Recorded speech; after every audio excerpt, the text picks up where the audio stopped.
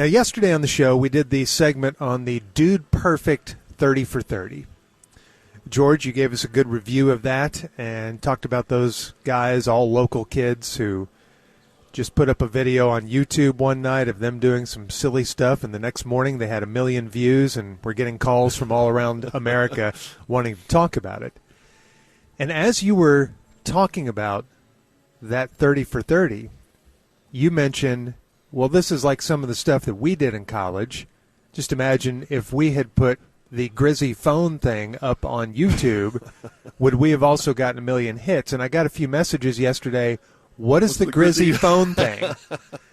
So I thought we would tell that story here. Yeah, we didn't. We weren't big on trick shots. I mean, I'm sure everyone was to a certain extent, but we were big on pranks. Yes. So we had an apartment with the 4 of us. It was me, George, Grizzy, and Skip. Thanks, Skip. Grizzy and Skip were nicknames for our roommates, Donald and Steve. But everybody had a nickname in college. I wasn't your roommate. No, it wasn't Not Skip that Bayless. Skip, no. So Grizzy, one time coming back from his home weekend trip to Plano, came back to Denton at North Texas where we were, and he had a new cordless phone, which is a big deal back then. Back in the 80s, that was pretty big technology. Yeah. Not a cell phone. What is a cordless phone? It was like back in the day when you had a rotary phone or then later push-button phone. They were all tethered to either the wall or maybe you had a tabletop phone, but they all had a cord to it. Had a spiral cord to the receiver, yeah, or the handset. Well, his cordless was on this dock that sat on our living room table, and you could pick up the cordless phone and you could walk anywhere. It didn't have a cord. It had a little antenna. You would pull the antenna out so that it could make contact with the base, and then you could talk to somebody, get this, while walking around your apartment without a cord attached. Sounds like nothing now, but it was big back then. Yeah. I remember we thought, wow, what's Grizzy doing to make this kind of money to get a cordless phone? It was pretty amazing. So he was very proud of it, and he would always tell us, please take care of this. Please treat this with respect. Don't throw it around. Because every once in a while, say I'd answer it sitting in one of our chairs in the living room, and it'd be for George, and I'd say, oh, George, it's for you, and I'd toss the phone to him. Usually just an underhand toss, nothing big, and Grizzy would go, damn it, don't throw my phone around. And, of course, once we saw that reaction, that's what we did every day, basically throw that phone around like we're infielders. You're good friends. After the second out of the inning, let's throw it around the infield for a little bit. Right. We were good friends, but we were in college. Yeah, and when you're in jackasses, college, yeah. all you are jackasses, and all you do is antagonize the other guys. Yeah. So I don't know who came up with this idea. Do you remember who had this idea? Well, I remember we were all annoyed that he told us we really couldn't be at the apartment that Saturday because all of his student association friends were coming over for a party, and we were offended that we weren't really – we were invited, but he also said, I want you to be on your best behavior. It was like he was talking to 8-year-olds, yeah. which he kind of was. Yeah. And then I think we were all kind of talking about it, and we were leaving the apartment one day, and we noticed that our neighbor had thrown out, I don't know, I think they had a party the week before, and they threw a phone out in the foyer area. Yeah. And an older phone. So the wheels started turning. It was an older phone, but it was the same color. It was white. And we got the receiver, the handset, and it was plastic. And it popped open, and I don't think there was anything in it, or maybe we pulled a wire out or something, but we basically had this hollow plastic white receiver that was the same size as Grizzy's white receiver. So was it during the party that we did this? During the party, and this was knowing him. Here he is. He has his friends over, and they're playing music lightly, and we had this big plan of let's have someone have a phone conversation. Someone else wants the phone. They get into kind of a fake argument and have them chunk the phone like Nolan Ryan across the living room and aim at the fireplace. Which was brick. Which was brick, but make sure you use the fake phone to do it. use the fake phone, and then whoever you're throwing the phone to, they will miss it on purpose, and then the phone will hit the fireplace and shatter. So we replaced the fake phone, the real phone, with the fake phone, and the party's going on, and then. So my memory, again, is a little fuzzy on this. Did I throw it to you or to Skip, or did you throw it to Skip? I can't remember who threw it. I want to say Skip was the receiver. Yeah. So let's just say it was George who threw it. We pretend that the phone rings or something, and George grabs it. And, hello? Oh, yeah, he's here. Hey, Skip, it's for you. And Skip, tell him I'll call him back. No, they really want to talk to you. No, tell him I'll call him back. Skip, just take the phone. So they're getting loud and making a scene. And Grizzy, of course, is watching all this. Starting to draw attention to the Grizzy's watching all this, and finally George says, well, here, just take it. And then he rears back and throws a fastball to Skip, who's standing in front of the fireplace. And Skip holds his hands out but doesn't close them, and the phone hits the brick fireplace and shatters. And Grizzy goes, gee, damn it! He lost it. You owe me $68.17. And we're all dying laughing. and which makes him angry because he doesn't know we're laughing at the prank. Why would we laugh at that? Why would we be? And after we all die laughing and there's tons of commotion, then I think we told him, don't worry, it was a fake receiver. Then I think we left the party. Yeah. That was our contribution to the party. You're done. Your partying was over. The looks we got, too, from these people who didn't know us. They were just looking, I see why you talk about them like that. They're terrible. What a bunch of morons. To your point, though, about Dude Perfect, what if we had that on video and had his reaction? Oh, my gosh. Yeah, that would have. And we were able to upload that. Wouldn't that have gone viral? Greatest prank ever. Yes, absolutely. Yeah, and I thought about that. Watch this guy's reaction. Yeah, and then the next clip is me getting drilled by about 5 water balloons leaving the student union. Yeah. The big the big bomb prank. All the pranks we played on one another. Yeah, if we would have done that and had some sort of vessel like YouTube to put them up to, we'd be worth $400 million. Yeah. So I was on. No doubt in your mind. There's no doubt. There's no doubt. I was on with the Sweet Spot a few weeks back, and they asked, what is the stupidest thing you and George did in college? Boy. And I said, do you have 5 hours?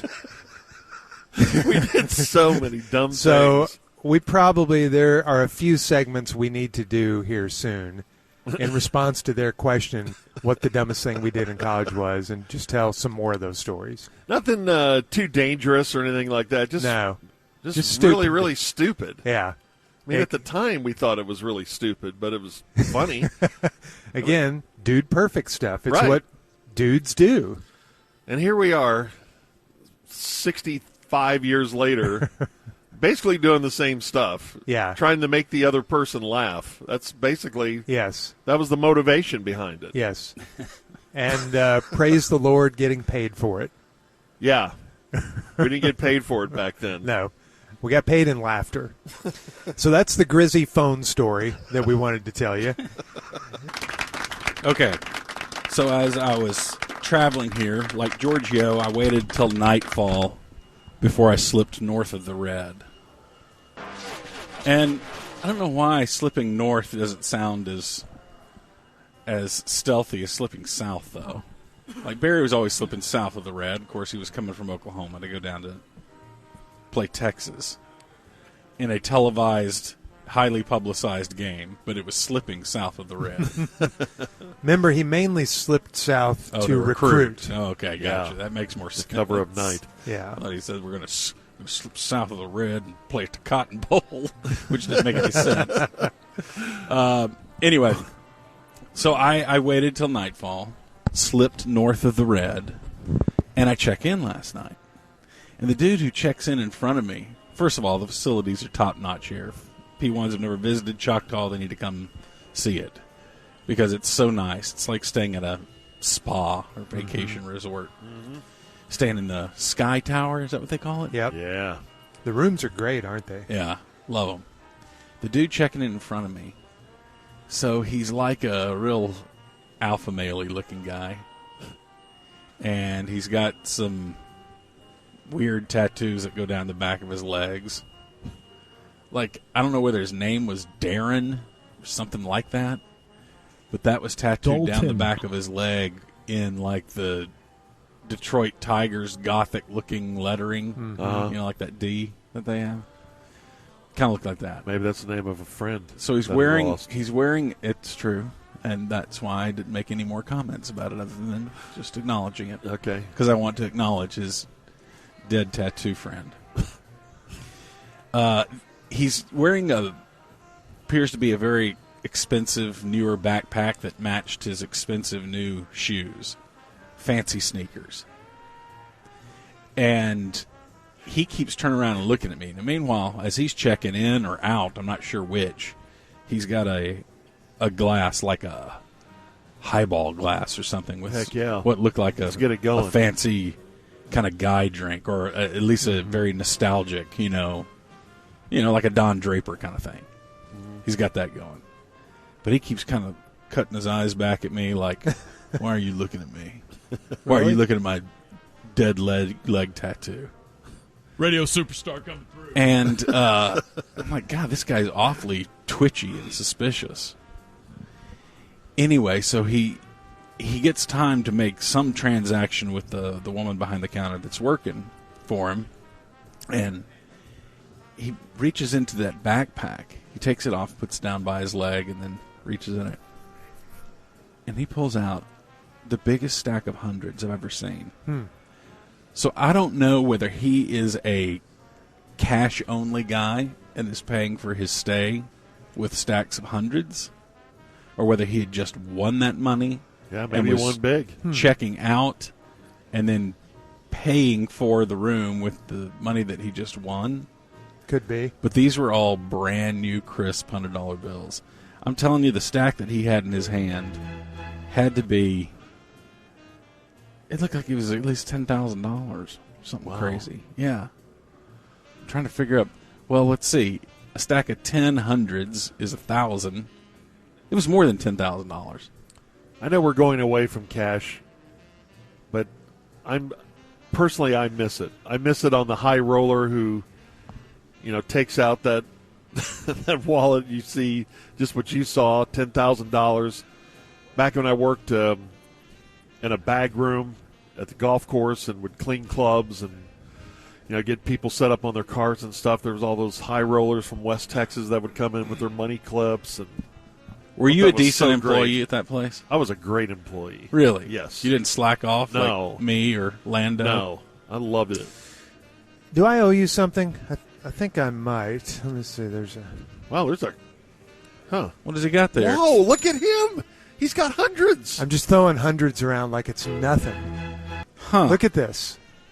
Boy. No, you know what happened? Yesterday I went to the ATM because I was down to $2 in my wallet. Yeah, that's not sanitary.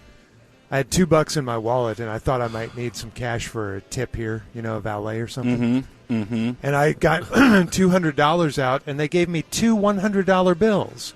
What can I do with that? I need 20s. Nobody uses $100 bills except that guy checking out. But now it's put me in a bind. I'm going to have to go get change for these hundreds. Yeah, that always is a bad feeling if you ever do have $100 to your name, cash that you're carrying around, and it's unusable. Yeah. And you're in an emergency, and no one will take your money. Have you ever tried to use one of these, say at 7-Eleven? They almost won't take it. They look at it a million different ways. Yeah, it's very sus. They'll use the magic pen that somehow tells them if it's real or not. You ever had that happen? Yeah. They take it and mark the bill, and it responds to the magic pen some way if it's real. So why would this ATM give me 200s instead of... Because you're way too rich, apparently. No, sometimes they give the option. My ATM always says you have insufficient funds. I need to go to a different ATM. 'Cause that one's always telling me that. Yeah, I don't carry around. I don't carry cash. I don't always. But Now that I know that Junior has that much, he's gonna get a lead pipe over the head when he's checking out today. You haven't carried cash in 30 years. You were always bumming $3 for me for cigarettes back when we lived together. Yes. Yeah, because and I me don't too. make what you make. Back in our old building too. About excuse me. hey, can I borrow a couple bucks? You gotta get Diet Coke and cigarettes, or I drink some sort of. I got to get a Debbie cake. Yeah, that balances out the Diet Coke. I always count on the Diet Coke to counterbalance the Little Debbie dinner that I was having. Yeah, that was gosh, those days when I was always, and it wasn't just you guys, it was other people in my life too. Hey, I need $3, go buy cigarettes. Always running out and buying cigarettes on borrowed money. Does that make you feel squared away? No. I wonder how much money he borrowed from about 1994 to 2008. It's none of your business. There's no telling. Could be like, I don't know, like $30,000 or something. Yeah, every it was morning. not $30,000. Every morning, Every morning he hit you up for Then he'd $1 get mad if I didn't have it. to go get a because you were a Dr. jerk. Pepper. What's your didn't have it. problem? Well, I don't know, Gordon. I've given you $2 every day now for 45 straight days.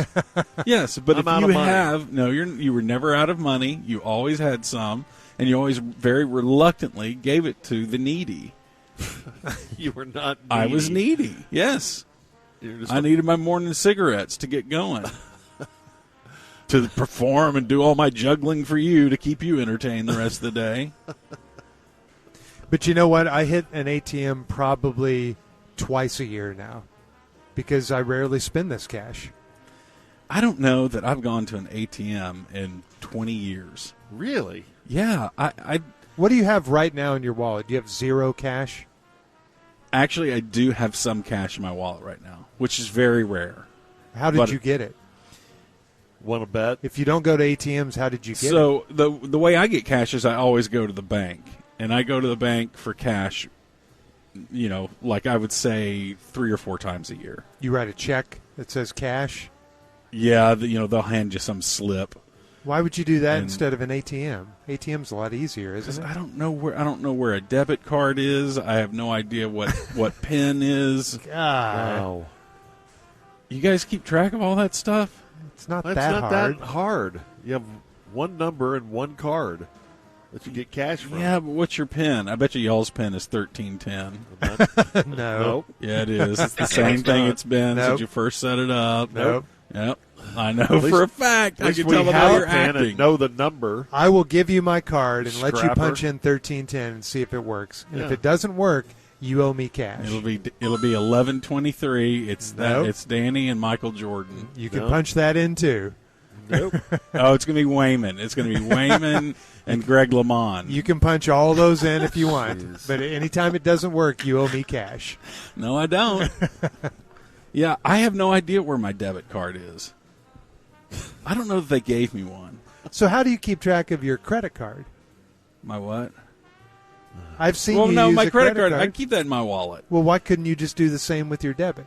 because I only have so much room in my wallet, and I use One it more for card. all the credit cards I'm precariously balancing. There's nothing more beaten than because I always have the problem of, I swear, they've gotten so aggressive with the anti-fraud stuff that at any one given time, 1 or 2 of my credit cards are not working. Because I got to call and Some say sort that of suspicious Yeah, order. right. And I've had it happen many times where I've been checking out at a place and I pull out my wallet that has I have 3 different credit cards. And I have to go through one by one and issue the beating of a phrase. Here, see if this one works. Oh, boy. And they look at me like, this look guy is so just not desperate when doing you do too well. that. What's he here buying a TV for if he can't even? He doesn't even have a working credit card. Well, I never get those alerts. I guess with my wife's spending habits, they're used to everything. Nothing is suspicious. It's a good line of humor. I enjoy it. It's like from the 1950s, though. It's still funny. Okay, there he is, Mr. Outdated Police. Okay. Right. Okay, yeah. let me ask you this, Giorgio. Do you have like a separate credit card for her that only she spends on? No. We've So always had the same one. So she has that plausible deniability of, well, I mean, I don't know. That's a lot of that's yours too, and so No, you we can't know. you can't point to one card and say, look, the balance is this much this month, and you spent all of that. No, we know. And You I check don't. it frequently. And I don't order things. I don't have a continuous line of boxes going to the house like somebody else. She does. It's been better lately. Boy, But anytime like around Christmas or I can't birthdays imagine or something like that. If my I don't remember my parents doing Amazon or anything like that.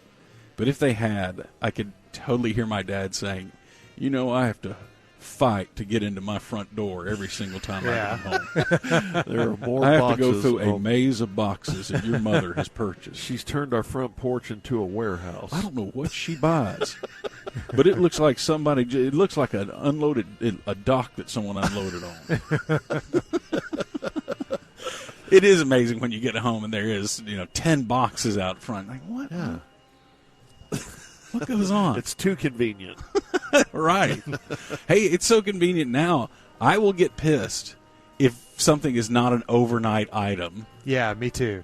Same day or Like, I am overnight. so offended. Yes. What do you mean I have to wait 4 days for something to get here? That happened to me 2 nights ago. I was ordering something, and it said delivery on August 11th. And I went, today, It's the biggest hardship. today's the 8th. I have to wait forget it. So I went back on the Amazon page and tried to find a vendor that would get it to me by the 9th. It's ridiculous. It's ridiculous. And of course, younger P1s won't remember this, but used to the routine answer to anything you ordered was 4 to 6 weeks. Yeah. Right. Delivery in 4 to 6 weeks. That's Right. pretty good. Well, get here And in a month. now That's not 4 to bad. 6 days is like a death sentence to me. Yes. Yeah, how about 4 hours? Yeah. Yeah, when you were a kid and ordered something out of the back of a magazine, you just sent in that order, and then you knew it was going to be 6 weeks, and you were okay. Yeah. You thought, You just wow, accepted it. I'm going to get something cool in 6 weeks. I'll look forward to that. Hey, I've had it happen just yesterday. I had a couple packages delivered, but there were a couple things I was waiting on because I'd ordered them. They were overnight items. But when I get there, there's 3 packages. I'm like, what? 3 packages? I only was expecting 2. And You it was something accidentally that ordered. I'd ordered like 2 weeks ago. It wasn't an Amazon thing. It was from some other company that sent it. And in 2 weeks had been so long ago, I had no frame of reference for what even this You'd already third moved package on. could be. Don't read it. My life had moved on. You didn't even need that item anymore? No, I completely lost interest in that item. I hate us. I know, I do too. God, we're soft. All right, Gordo, thank you. That's the Odex. Thanks, Greg. I feel sorry for our P1s who may have been caught in traffic yesterday afternoon, evening, Loop 820 and Interstate 35 West interchange. Cops shut down several lanes of both north and southbound traffic on 35 West and west and east traffic on Loop 820 due to this incident where they were chasing a dude and the guy stops at that location and then threatens to jump off of the ledge of the ramp. Oh. And he was live streaming it all on Facebook. So in 3 separate live streams, the first one started around 6:45 p.m. He's seen driving while speaking with someone on the phone who was pleading with him to end the chase and surrender. Imagine if you stumbled across this live stream. You'd be locked in, wouldn't you? Probably. Yeah, I guess. As the person on the phone's begging him, please, just don't. I don't know.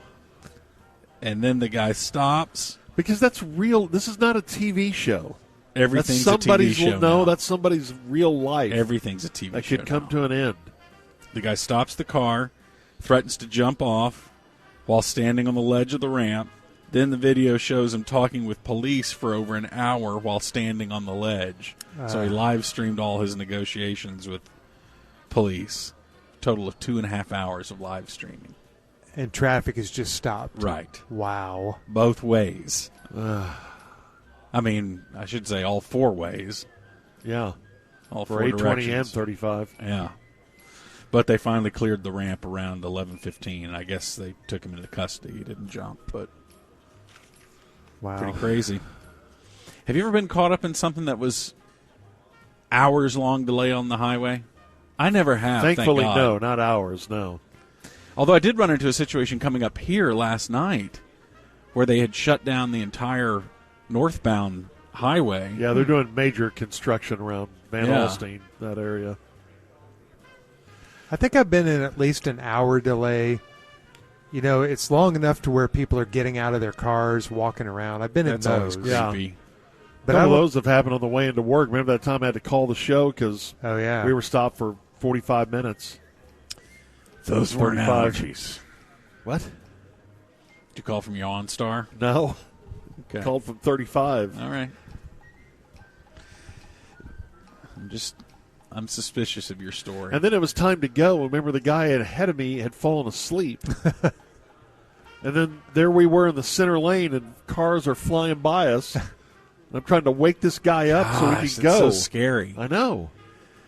So what if you're low on gas in a situation like that when you're in bumper to bumper on a highway, no exit near you, and you see the gas gauge going down, and it's like the middle of summer, and you don't want to shut off your car for too long because you'll burn up in it. Well, That's why I always carry around a separate car, an auxiliary car You're that I towing tow. one? Yeah, Yeah. I always tow around an extra car. But I don't keep it full of gas because I don't want the gas to go bad in the second Right. car. So, then I So have to you find siphon what's left out of your primary car and put it into your secondary car. Yeah. Where you then have the same problem. Right. Genius. It's very Nathan for you sounding. That's all his show was just an elaborate Rube Goldberg device to solve a problem. No more guns allowed at the State Fair of Texas this year. They've updated their carry policy. I didn't know we allowed them to begin with. Yeah. Last year you could carry your guns to the State Fair. And remember, they had the shooting. Oh, yeah. It happened in October of last year. Some 22-year-old reportedly opened fire at the food court after a dispute between a group of people who knew each other. 3 people were injured in that shooting. He said he was just protecting his family. That was his excuse that he gave. So But you then- walk into the state fair, and all of a sudden the Second Amendment doesn't apply, huh? It is very weird, that we have these. The Texas is very pro-gun, Yeah. and at our state fair we don't allow guns. But meanwhile, so many Texans support the Second Amendment and want guns everywhere, and they don't like being told to restrict that. Well, I you wonder if can't this will take be a gun controversial. into a football game. Why should you be able to take a gun into the state fair? Why can't we take guns into football games? Well, I think that would set off some sort of alarm. You Hey, can't didn't get that through security. Yet they Didn't allow. it happen in Texas? Didn't they have the NRA convention in Texas one time? They didn't allow Yeah. people to carry guns into it? Right. Yes. It's so confusing to me. Yeah, you can't take a gun into a football game, yet they still allow teams to use the shotgun formation. Right, which is Yeah, promoting that's violence. setting a bad example. What kind of sense does that make? Hello. That was pretty normy. The State Fair said other events like the Houston Livestock Show and Rodeo and the San Antonio Stock Show and Rodeo Austin all follow similar weapons policies that they're following this year, which is no concealed carry. Doesn't matter if you have a license or anything like that. Now, there are exceptions for police officers, qualified retired officers, and those with credentials verified by the Dallas Police. Okay. So, no guns at the State Fair. So don't take your gun, Giorgio. All right. Do you own a handgun? No. Have you ever owned a handgun? No. I don't think I ever will. All right.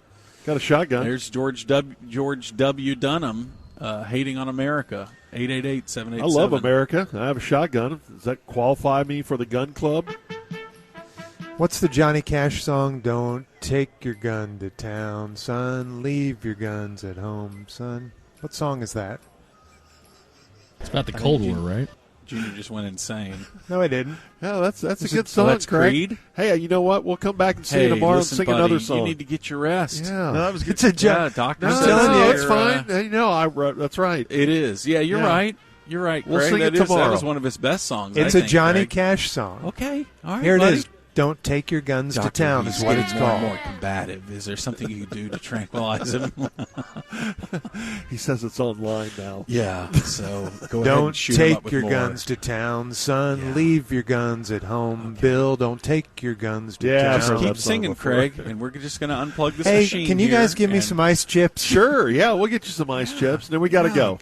Yeah. Where's the doctor? I haven't seen him in a George, while. We'll go find just him. clamp his IV line. Let's get this over with. Don't take your guns to town. Hand me son. that pillow. creepy. All right, we're just going to put this pillow over your face, pal. You keep singing. You Okay. keep singing. It sounds really all good. right, thanks. for Yeah, better we're just- audio. Yeah, this is just an effect we're going to try to put on your voice by putting this pillow over your face. A CrossFit athlete has passed away. Yeah, You know, that's they're having terrible. their national games, and they used to do it up in Madison, Wisconsin. And this is the first year that the CrossFit games are being held in Texas. So they're having the swim part of the event, and one of the athletes drowns. Oh, And no. they had to get his body out of the Marine Creek Lake around 10 a.m., I guess, yesterday morning. How did that happen? They don't know, but they've identified the athlete as 28-year-old Lazar Ducic of Serbia, Dukic with the little line over the C. Yeah, this is a worldwide competition. There's people here from everywhere. And the website for CrossFit Games showed him that he is placed in the top 10 in the competition for the last 3 years. So he clearly knew what he was doing in the water. Yeah, So I wonder if he had a heart attack or bumped his head or. I don't know. But obviously a very strong swimmer, Yeah. or he's not Yeah. competing. Right. And it shows you that drowning can happen to anyone. Yep. And they went over to him. I saw the footage. They went over to him. If And I he don't- drowned, I guess he could have had a, Yeah, death-inducing heart attack. Yeah. and right. then- But at least yeah. then they could have, but he did disappear pretty fast. Yeah, Ugh. Terrible. very scary. The CrossFit organization, Yeah. He's having a fun time for their For what? athletes until that happened. yes, they issued a statement saying how deeply saddened they are in their. Was this put on by CrossFit or Dreams in Motion? Now who's hung up? Yeah. You sound like us now. Really hung up. The events are being streamed by several platforms, including ESPN Plus, Facebook, Twitch, and YouTube. There was, I guess, a podcast that was going on that was providing live commentary. That's not live. Podcasts aren't live. Yeah. That would be a stream. But they get a call from somebody on the scene, and then they ended their live stream immediately, I guess, when they found out. Commenting on it. The swimmers in the 2024 Olympics that have been going in the Seine, guess how they're combating the to-do water of the Seine? They drink Coca-Cola right after the race to kill any of the E. coli in their stomach. Really? Which doesn't make sense to me. Wow. Man. Because their stomach Yes, acid is stronger than any acid you'd find in Coca-Cola. Huh. So how is that going to help? I don't know. Isn't that how you What? get residue off like your windshield sometimes when nothing else will take it off? You pour some Coca-Cola on there? That sounds like the worst idea. It would create a residue. No. It eats away just about anything. I'm hearing a report on Dallas radio that it eats away things. Yeah, it does. Well, the acid in it does. Although I've always heard people using Coca-Cola on batteries to get rid of corrosion. Yeah. But yet, isn't it acid that causes the corrosion to begin with? Shouldn't Different you add kind a of base? acid. Yeah, but this is Coca-Cola acid. Yeah, with sugar. Okay. Right. Remember, Carbonation. didn't you guys do the experiment where you put a piece I'm an of idiot, meat, and I'm talking to idiots, so this No, is you're going to not. go nowhere. You're talking to geniuses. you put a piece of meat in a glass and you pour Coke in there and you watch it eat away the meat? Yeah, see there? What? We did that in grade school. Huh. A third person has been arrested about the planned terrorist attack on the Taylor Swift concerts in Vienna. So far they've arrested a 19-year-old, a 17-year-old, and then this third arrest is of an 18-year-old. Wow. Yeah. So all of these young guys. They also interrogated a 15-year-old who was not arrested, but they talked to him for quite a while. Wow. They said that no additional suspects are being sought, so they think they've got everyone that was involved in this, and the plot appeared to have been inspired by the Islamic State group and Al-Qaeda. So They're still around. those are their two inspirations, their chief inspirations. And I don't have a clock in front of me. I'm sorry. It That's is never really 7:28 on the ticket. Okay. And the big Florida Python Challenge is kicking off today. How many This can is you where find? hunters head into the Everglades and try to find the invasive Burmese python. Because they have taken over. Yes. They're wreaking havoc in the Everglades. And the Everglades is a very Dairy. fascinating, a very Daracet headed at Clabette. I tripped him up. He was about to score, and I tripped him up. Do we have that? What was that woman's name? She had an episode on $100 live to TV. anyone who can remember her name right I now. cannot. No way. We knew it at one time. Blake Lively? No. No. Susan There's a live Candiotti? report outside. No. Elizabeth Taylor. Wasn't Elizabeth Taylor.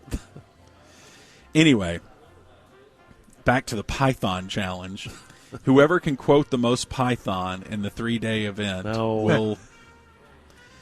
No, this is a 10-day event, and you try to find a Burmese python, as many as you can, and there's $30,000 in prizes. You're going to say her name, and I'm going to remember who it is. When you find it, I will remember that woman's name. I found it. Okay. Her name is Serene Branson. Serene Branson, that's right. Here, I'll You going to play the audio? yeah. Travis getting a cable. Stand by. Or Tyler, I just emailed it to you, Tyler, if you want to play it heavy for us. Darrison to Clabette. That was so weird. Poor thing. And what was it? Some kind of... Just had She said she had a headache, and I have heard of this before. If you get a migraine, it can mess with your speech. yeah. It's Believe I forget that. it's called something. Transmigration stroke. I don't know. Transmission Burmese stroke. python. Burmese python Everglades stroke. That happens when you're reporting from the Oscars or Grammys. Lady Antebellum was the big winner tonight with 5 Grammy Awards. Rapper Eminem, the big shocker, winning only 2 despite 10 nominations. CBS 2's Serene Branson is live at the Staples Center with highlights and backstage coverage we're seeing for the very first time. Serene. Well, a very, very heavy rotation tonight. We had a very Darrison bite. Let's go ahead, Terrace and look for the bit, the head of the pit. Wow. Wow. Gosh. That's so disturbing. I have it translated here. Well, a very, very heavy do-it bertation tonight. We had a very Darrison bite. Let's go hit Terrace, Tazen Lairs, Kana bit the head the pet. We need that as a drop. And then first question for Ed Werder. We'll just play that. Ed, Craig's got a question. He's been working on for quite some time. Oh, yeah, now we have to mark things for Ed Werder. I know it. Boat swing. Oh, my goodness. In the past decade, the Python Challenge grabbed headlines because more than I guess this year 600 people have registered for the event. The first time they did it, they didn't have quite as many people, but that's what got me aware of the problem. I didn't know it before they started having this challenge. Yeah. So it's already doing its work to get the word out there. Now, some people are saying it's pretty controversial because you're now attracting so many hunters from like every other state, other countries, sending hunters down here, and they don't always learn exactly what a Burmese python looks like. And sometimes they're killing native species, and they also say that it's chasing the Burmese python back into the swamps for a while. Like they're learning how to avoid the hunt. Because they can hear all the hillbillies Yeah. and their fan boats coming at them, so they're taking cover. But it starts today. Our birthdays. The record so far, Let's I go. guess, is Let's go see how many we can get. 10 feet 9 inches. They caught one that was 10 feet 9 inches. And they have no natural enemy out there in the Everglades. They breed like crazy, and they have no natural enemy, so they're taking over and killing all the native animals. Sheesh. Heavy Darrison, let's go to the Clubette. Burton Gilliam is 86. Tickets on. Wow. Our buddy. He was up in studio last year? Yeah. No, a couple Yeah. years ago. It may have been 2 years ago. Anyway, he's 86. He was in Blazing Saddles, Honeymoon in Vegas, Evening Shade, Fletch. Sam Elliott is 80. The actor with the big mustache. It's greatness. What's a quote that I could say from him?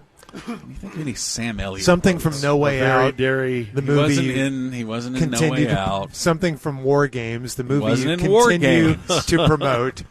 He was in a movie called Sibling Rivalry with Kirstie Alley. And there's a handful of P1s that always want me to do the quote, "You dented your cheese." Basically, fake Bochy is Sam Elliott. Anyway, Melanie Griffith, 67. Curtis Blow, 65. Basketball. Great. No, he's a rapper. I like Magic, Bird, and Bernard King. Oh, that's good, Craig. Hey, listen, buddy, we're going to head on out. Don't We got- take your guns to town, Okay. son. Okay. Yeah. Leave your Hang on. guns All right. at home, Bill. All right. Let's Great. inject him with window enough, cleaner. Can we get some Windex? Maybe just put it in there. Hoda Code. The Just say co-host Hoda. Everyone knows who she is. Hoda is 60. Jillian Anderson, 56. Is she gay? I think so. Is She's she gay? 56 and gorgeous. Eric Bana, actor from Troy and Munich, is 56. Did he play Troy? He was great in Munich. Joseph McGinty, is that the end of your review? Joseph McGinty Nickel is 56. Director of Related the Charlie's Angels films. to David. Thomas Lennon, 54, from Reno 911. Dan Levy, 41. That's Eugene's son, also an actor. He's very great. funny. He's having his day, right? Yeah. He's gotten really famous from S Creek. Anna Kendrick, 39. She's great. Bob Cousy is 96. Wow. Is he the oldest He must be living the, basketball player? he's- Living yeah. ex-NBAer? Gotta be, or Yeah. certainly the oldest living Hall of Famer. Doug Williams is 69. Super Bowl Greatness. MVP. Grambling. First black quarterback to win the Super Bowl. Yep. Yep. And how long had he been a black quarterback? all of his life. Was that a true story? Was Yep. he really Yeah. asked that? Gotta go. Okay. And Brett Hull, 60. Greatness. And Deion Sanders, 57. Wow, What in the greatness. history? Yeah. Okay, that's Muse 736 on the ticket. Coming up next, Friday morning scattershooting. Patreon.com/sportsgreek. And now it's time for Friday morning scattershooting with your old pal Junior Miller, right here on Sports Radio 96.7 and 1310, The Ticket. And it's brought to us by Twin Peaks. Scattershooting while wondering whatever happened to Jordan Shipley. Receiver. Haven't Texas. heard from him in a No. while. The Rangers are 7 games under 500 entering this weekend series with the Yankees. It feels like their season is over, but I did a little research yesterday, and Ryan, my assistant researcher, you will enjoy this, I think. I wondered, what was the latest a team has been under 500 and still made the playoffs in Major League Baseball? That's a good one. Well, it's happened a few times in shortened seasons where we've had a work stoppage or a pandemic, but in a full 162-game season, the latest a team has had a losing record and still made the postseason was in 2005. The San Diego Padres had a losing record after game 157. Whoa. But they got lukewarm late in their final 5 games, and they won the NL West with an 82-80 record. That division was a dumpster fire that year, with everybody else having a losing record. Those Padres, by the way, then got smoked by the Cardinals in the NLDS 3-zip. So there is still historical hope for the Rangers. Okay. How are they going to get to 82 wins? That's a good question. Got to win games to do it. It could happen. Speaking of teams in trouble, the White Sox this week tied the all-time losing streak record in the American League when they lost their 21st in a row. That tied the 1988 Orioles mark. They snapped the skid the next night when they beat the A's, which meant the Sox fell too short of the modern-day Major League Baseball record. That was a losing streak of 23 straight set by the 1961 Phillies. Chicago is 28-89 this season. That is a stunning record, which has them on pace for 124 losses, which would be the worst season in the modern era, besting the 1962 Mets, who lost 120 games. The all-time Major League Baseball record for losses in a season is 134 by the Cleveland Spiders in 1889. And that was a 154-game season, so the Spiders went 20-134, and they finished 84 games back in their division. Dodgers utility man Kike Hernandez can do it all. In his career, he's played all 4 infield positions and all 3 outfield positions, and he's pitched in 3 games, including last weekend in Oakland, when he was a part of the Dodgers staff that shut out the A's, which meant that Hernandez became the only Major League player in the modern era to have 3 hits at the plate and pitch in relief in a shutout victory. Okay. That should at least get him a small exhibit in Cooperstown, I Yeah, think. that's pretty awesome. The Cowboys family lost a legend this week when Dwayne Thomas passed away at the age of 77. The Dallas Lincoln High and West Texas State University product was the leading rusher for the Cowboys' first Super Bowl winning team back in 1971. He also held the distinction of scoring the first touchdown in the brand new Texas Stadium in 1971, which got me thinking about who scored the first touchdowns in their other 2 home stadiums. It was the late Marion Barber III who scored the first touchdown in AT&T Stadium history. Okay. In that opener in 2009 against the Giants.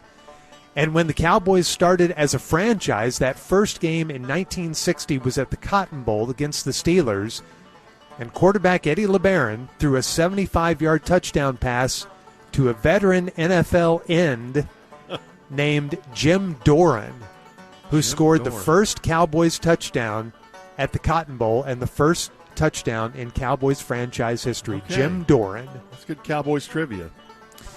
If you go by Google searches, the Cowboys are still America's team. More people in this country searched the Cowboys than any other NFL team last year. Based on that criteria, the Cowboys are also China's team, India's team, Iran's team, among others. The Chiefs are all of South America's team. Every country in South America searched the Chiefs more than any other team last year. And for some reason, the Buffalo Bills are the most searched team in all of Scandinavia and most of the rest of Europe, including France, Spain, and Italy. The Bills. Explain that.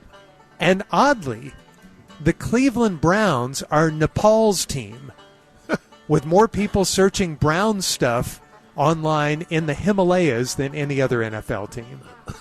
That's wild. Recording artist Pitbull is purchasing the naming rights to Florida International University's football stadium. I meant to get to this note earlier this week. He's expected to pay the school $1.2 million per year for the next 5 years to change the name from FIU Stadium to Pitbull Stadium. I guess if you're a mid-major, you'll take the funding however you can get it. Okay, so I've done 4 football games there. That is the worst and will always be the worst Division I football stadium erector set piece of crap, no matter what you call it. If you call it pit bull or whatever. Mean it negatively. I mean, no offense. I sure hope they get a new press box with that money, because they would give us a choice. Either be in the same booth with the FIU student radio station or do it from behind the end zone. Well, they need Pitbull's funding then. Yes, and I hope they put in a new visitors radio booth. Would you have felt weird if you had said, "Welcome to Pitbull Stadium"? Yes, but that's so typical. His garbage music and that garbage stadium go perfectly together. And once again, I mean, no offense. There's no offense that can be taken there. Yeah, that's perfect.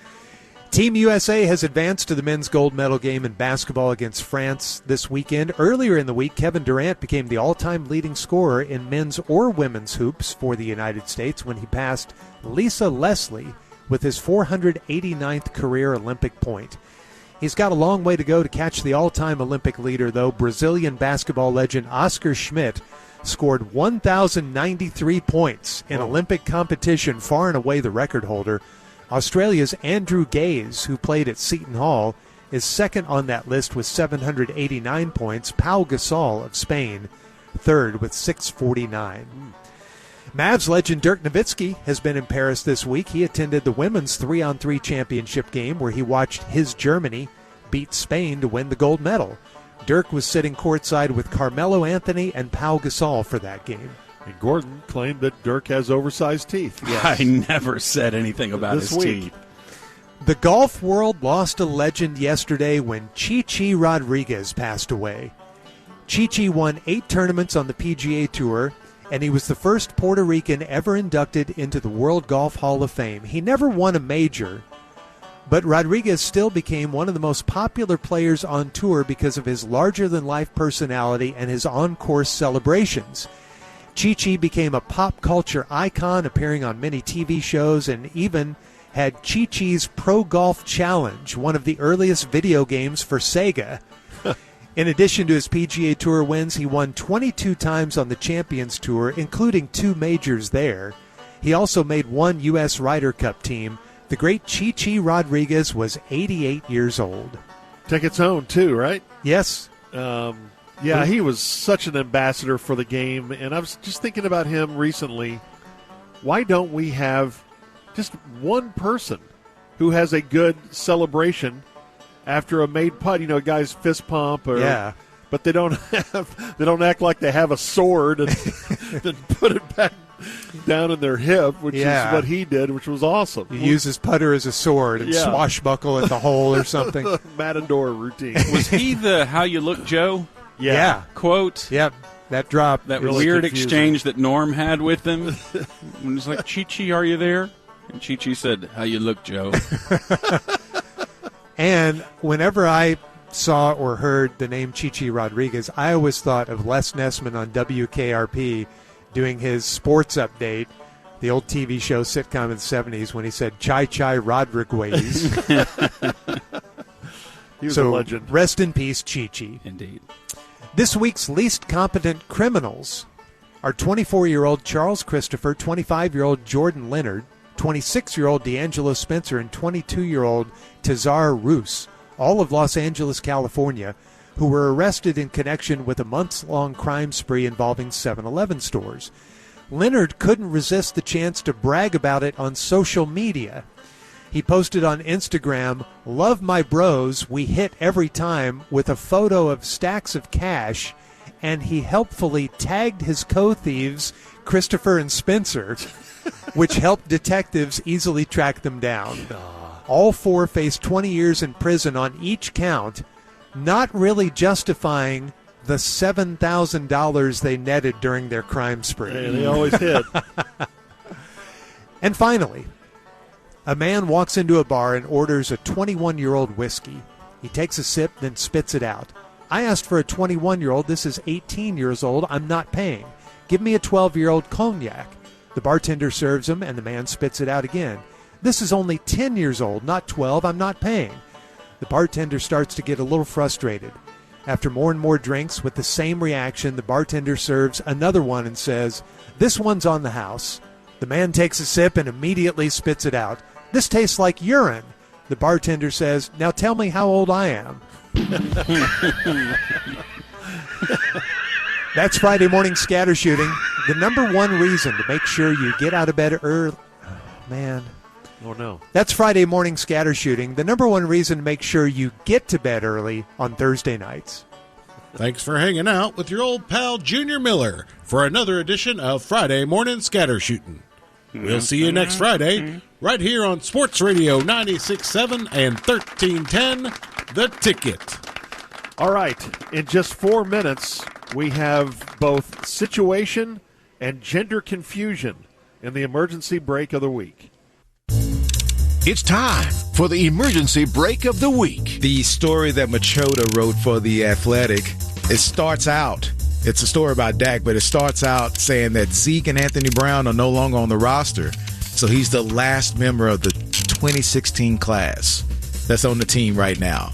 So it's almost weird to think about. That's 7 football years. That's not a lot, and that class was heralded. I remember the picture that they took, and he said, "Man, that was a really good draft class." And now he's the only one left. That moment when programming is brought to a complete halt. It's at baseball time. Baseball years are like dog years, people. They go by fast. By a wheels-off comment or technical meltdown. Football years? Did I say basketball? No, you said baseball. Did I say baseball? I meant football. George, go ahead and mention hockey just to How you doing? get all for it. Yeah, Look, badminton years are just like... I know. I did say baseball, didn't I? You did. Damn it. Going full Mitch McConnell. You're a seam head. And I was really, really trying to make a solid point, and I effed it up. And here we are. Nailed it. Let's see who yanked the break the hardest this week on the Little Ticket. All right, here we go with the e-break. It's brought to us by Crawford Services AC and Plumbing. We'll give you 3 candidates. You get to vote on them at 888-787-1310. While we do the e-break from Choctaw Casino in Durant, Oklahoma, we give you candidate number 1 from the hardline, Corby Davidson. They were talking about the ridiculous character known as the Situation on Jersey Shore, which I always thought was kind of a funny name. It is. Corby had some confusion about, I guess, body parts also being called the Situation. I don't know. You give this a listen. I got an anonymous text from somebody close to the Situation, and apparently Craig Rosengarten also calls Uncrustables Crustables. I gotta go sneeze. No way. Surprising that he would have any confusion on it. I know, right? Who's the guy close to the Situation? Somebody that might host a show with him on Saturdays. Does he sing about coins? And is the Situation a Kind of reference? sounds like Alex Jones. Yeah. Who's the bit. guy that used to call his abs the Situation? The Situation. What's the song about Grandma getting run over by a reindeer? It's still Grandma got run over by a reindeer. that's not it. No. What? Okay, what did he call? It was the Situation. That was his name, nickname. yeah, and he called it the Situation. He called. Did he call his shoulder the Situation? Yeah, Everything, it was yeah. just. Well, that's stupid. He was a He douchebag from He Jersey was like Shore. Hodor. Mike Sorrentino, better known as The Situation. How's he doing? Great. So Corby just thought it was when he lifted up his shirt and showed his abs that he called his abs the Situation. His abs were called the Situation. That's funny. All right, this happened while I was away on Monday, and what's the guy's name from Fox 4? Mike Ducey? Mike Ducey, yeah, that's right. He stepped in, and you guys were talking Olympics, and I guess he thought they had mixed singles and badminton, but it turns out he may have had some gender confusion. I was watching badminton yesterday. I enjoy that. I like that too. Yeah. I used to love to play that in college. Tremendously athletic So, folks out there. how many people This are was on a, that team? This was a one-on-one Okay. match. And actually, I guess they have a mixed singles, if you will. So it was a woman from Spain and a guy from China. And the woman, unfortunately, blew her knee out during the match. It was kind of tough to watch. But other than that, it was a lot of fun. How many sports allow men and women to compete against each other? Well, that's an entirely different topic. We need. Well, I'm not trying to get into that one. I'm saying, just kidding. But badminton, actually, in the Olympics, I'm pretty you play. sure I'm right in saying this. By the way. Uh-oh. Pretty sure I'm right. Daddy, could you look this up for me? You sure it wasn't an Algerian man? Oh no. That was. Anyway, all the best to that Spanish. Anyway, we'll find badminton out. Star. I have an update for Mike. I'm very sorry, and but I'm there is sorry, no too, 'cause I'm looking mixed it up right singles now. in Just badminton. move on. Let's not worry about it. Mike. Let's not worry about it. You misgendered It's an innocent someone. mistake. I'm sorry. Doesn't sound so innocent to me. It was wrong when you said it, and it's I think I wrong could now. Sweat any more than I was an hour ago. But I'm Mike Ducey, Fox 4 Sports. And you claim he does that a lot, misgenders people. Constantly. Constantly. They do have some mixed sports in the Olympics. Yeah. Just the last couple, they have that mixed relay in swimming now. Yep. In which track is and field, relatively too. new, yeah. So it does happen, so you can see how that could happen to Mike. But They do in track and field? Yeah. Like, what events can men and women compete fairly against each other? It was like a 4x100 mixed relay team. It was the first day. It's not like you can field one all-male team No, it's like and then two, one all-female right, team. right. It's the, okay. Same thing in swimming. It's 2 men, 2 women. Okay. Yeah. Mixed relay. All right, there's Mike Ducey as candidate number 2. He's back again as a candidate, the man known as EA. Now, EA is, I guess he's producing here on the Funhouse with Travis and Sod, so he's doing the 40-liners. Again, here's that weird thing where he doesn't know when his mic is not on. He's supposed to be talking, and then he finally figures out how to turn his mic on and see if you can make sense of the 40-liner. 1310 The Ticket.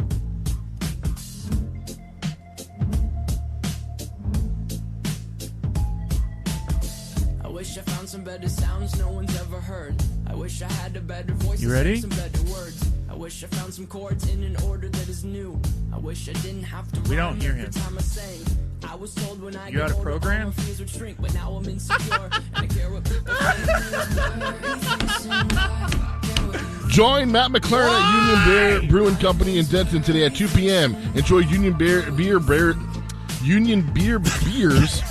Matt, meet the brewer, and see the taping of Sippin' on the Road webisode. That's Matt McLaren at Union Bear Brewing Company in Denton today at 2 p.m. Thanks, I guess, dude. Wait, so what's going on today? Matt's at Union Bear Brewing. 2 to 4.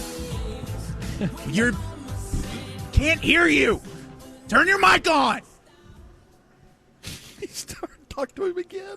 Are you talking to me? Union Bear Brewing, 2 p.m. I'm going to lose Oh, it my goodness. here in a minute. I swear to God. I love how mad Travis gets, too, when this happens. And I don't know why. Why is that so hard for EA? What, talking? Well, no, that, but also to turn on his mic Mark. and have headphones on so he can know and hear himself on the air. He doesn't like headphones. He says that he thinks it messes up his hair. Doing things right now, you need to hear them. Doing things right now, need to hear them. But sometimes I'm told he has headphones on and they're like not turned up. So I think he does it just for show. That's weird. Yeah, I know. The whole thing's weird. But EA is candidate number 3. He's a lava lamp. He really is. So is it Corby, Ducey, or EA? 888-787-1310. Hello. You're on the ticket. Who wins the e-brake? And in today's Lonesome Dove quote, that girl never going to get married or what? Every time I jiggle my money, she gives me a look like she's ready to carve my liver. And Cruising Needle votes for Ducey. Okay, that was Dish Boggett, I believe, said that Oh, yeah. after Lori had taken up yes. with Jake Spoon. Yes. Doesn't that sound exciting? That dialogue? And that little storyline in that novel went on and on. No, and went on the perfect amount of time. You're just jealous because you didn't write Lonesome Dove. Typical Junior. That's why it's jealous of all Western authors, especially so Larry thick, McMurtry. It's just overwritten. Hi, you're on the ticket. Who wins? Yeah, I'm calling regarding this McMurtry hotline karaoke that everybody's talking about. Unbelievable. Okay, go ahead. No helmet or care in the world. You're being such a bad little girl. Your face buried in the back of his shirt. Shut your eyes and you'll never get hurt. Yeah, that's later than I was listening to him. On the Valley Road, Gordon. Oh, Valley Road. Who you vote for? Well, all right, guys. Good morning. Thank you. Oh, I didn't mean to defeat you. I'm so sorry. We'll take number 2 and stuff. Okay. All right. Hi, you're on the ticket. Who wins the e-brake? I'll take ride sharing with you, George Dunham. Ride sharing. Oh, okay. Yeah, I got it. What? Well, my ride share experience in Milwaukee, I guess. He thought that was the e-brake of the week. It was tough, pal. It was tough. That was a great story. Hi, you're on the ticket. Who wins the emergency brake of the week? Hello, good morning, George. Oh, boy. Oh, I know that voice. That's Brady Tom. Yes, it's Brady Tom. How did you know? I know, just a wild guess. That's a wild guess. Very good, George. Very good. How are you today? You good? I'm good. He's Everything's really good. checking on you there, George. Oh, yes. I worried about you. You missed Monday, but glad you're back again. Thank you. Thank you so much. Yes, well, I love Jesse this week. So good. Yeah, he loves a lot of stuff that happened. Yeah, Just Mike, a lot of small Mike talk. Ducey could really use the Astroglide with as slick as he is with his words. yeah. So I'm going to go with the dude. I'm going to go with for the Ducey. dude. All Okay, right, there we good. go. Thank you, Brady Tom. Thank you, sir. Hi, you're on the ticket. Who wins? Users, RV here. Give me Mike Ducey. Wow, Ducey's off to a good start. Hi, you're on the First ticket. time that's ever been said about him. Hey, you're on the ticket. Who wins? Am I on IM Radio? Why, yes, ma'am, you are. Unreal. All the all-stars this morning. Hey, Muses, I really like it when you guys sip a cup of red. Congratulations. Thank you. You're welcome. Hey, I want to vote for my TV later. One, Mike Ducey. I always appreciate everything he does with the Capitol Hill and that White House press secretary. Different Ducey. No. Oh, sure enough. Sure enough. Yeah. So, Well, y'all have a happy 12-12-loop 12. God almighty, that's insane. Ladies and gentlemen, we have a sweep. Mike Ducey from Fox 4 wins the e-brake. I was watching badminton yesterday. I enjoy that. I like that too. Yeah. I used to love to play that in college. Tremendously athletic folks So, out there. how many people This are was on that team? This was a one-on-one match. And actually, I guess they have a mixed singles, if you will. So it was a woman from Spain and a guy from China, and the woman unfortunately blew her knee out during the match. It was kind of tough to watch, but other than that, it was a lot of fun. How many sports allow men and women to compete against each other? Well, that's an entirely different topic. I'm not trying to get into that one. I'm saying, just kidding. But badminton, actually, in the Olympics, I'm pretty sure I'm right in saying this, by the way. Uh-oh. Pretty sure I'm right. Daddy, could you look this up for me? You sure it wasn't an Algerian man? Oh, no. That was... Anyway, all the best to that Spanish. Anyway, we'll find out. Star. I have an update for Mike. I'm very sorry, and but I'm there is sorry no too, 'cause I'm looking mixed it up right singles now. in Just badminton. move on. Let's not worry about it. Mike. Let's not worry about it. You misgendered It's an innocent someone. mistake. I'm sorry. Doesn't sound so innocent to me. It was wrong when you said it, and it's I don't think wrong I could now. Sweat any more than I was an hour ago. But I'm Mike Ducey, Fox 4 Sports. Oh, man. Poor Ducey. How many wins is that for him now? That is Ducey's 5th e-brake win. He is now 132 behind the all-time leader, Norman the Situation Hitzkes. He's never gone by that. And we would like to apologize to the And we would. I mean, it is badminton player from China. Yes. We're very sorry that It's very Mike, sensitive. misgendered I made a comment you. earlier tonight. Yes. And Gordo has the wireless here in the casino. Come in, Gordo. Yeah, I do. I'm out here roaming around here. I'll ask this dude what he's up to. How you doing, sir? I'm Gordon with The Ticket in Dallas. You ever heard of a radio station in Dallas called The Ticket? I have. You have? Yeah. Are you from Dallas? I am. Oh, good. What are you doing up here? Just having a good time. Having a good time? You're wearing a John Deere cap there? Yeah. Is that what you have a tractor? Yeah, I have a ranch in Oklahoma, too. Oh, really? How big a place? Just 100 acres. Just 100 acres. That's pretty darn big. Yeah. What size horse tractor you? 32. Okay, not bad. All right, how much you going to gamble? Who knows? Depends on. What's the most you ever won or lost in a weekend? Oh, a lot. Like, give me an estimate. Several thousand. Okay, not too bad. Nothing that got you in trouble with the wife, right? No. Okay. Well, God bless. You're also wearing camouflage and everything. Did you just come from hunting? I did. I was hunting pigs this morning. Did you kill any? One. All right. Good. Well, God bless. All right. Take care. You look very suspicious of me. As he should be. We'll talk to this guy over here. How you doing, sir? Gordon of the ticket. Hello, Gordo. Oh, okay. You heard of the ticket? Kind of. Where are you from? Lavon, actually. Lavon, Oklahoma? No, Texas. Lake Lavon, unfortunately. And what do you do? I'm a disabled vet, Gordo. Way to go, Gordo. Thank him for his service. Yeah, start there. Thanking him. First of all, thank you for your service. I'm sorry for what happened to you. Thank you. You're welcome. You know, what kind of a disability you got? Just a big one. I don't know. A big one? You got to like a man who laughs at his own disability. It's not physical, so... way to go, Gordo. PTSD, probably. Gordon. Okay. Little PTSD. Maybe. I don't know. Yeah, it's a lot of stuff. Okay. It's a combined. You're singing. Okay. All right. So how long did you serve? 4 years active. Okay, good. There you go. Did you see any action? Yeah, all overseas, yeah. So, Iraq, yeah, 2005. Wow. Oh, wow. Anyway, so tell us something good that's happened since 2005. I had a couple kids. Yeah. All right. Yeah. So you're married? Divorced. You knew you were going to get it. You knew it. This guy I had no sacrificed for you, and you're still running your How was I offense. supposed to know he was divorced? I didn't know that. Piss you off. But happily divorced, right? It was an amicable divorce. It was amicable, yeah. Yeah. Okay. Well, how long were you married? Long time? 9 years. 9 years. Good amount of time. Couple boys. Boy and a girl. Boy and a girl. Yeah. All right. You want to give them a shout out? They're at school, so hopefully they're not. So no. Yeah. Not listening. What do you do for work these days? Just go to the gym, work on myself. Just play guitar. Dang, man, I want this. How do I get PTSD where I can do that all day? You got to go to Iraq.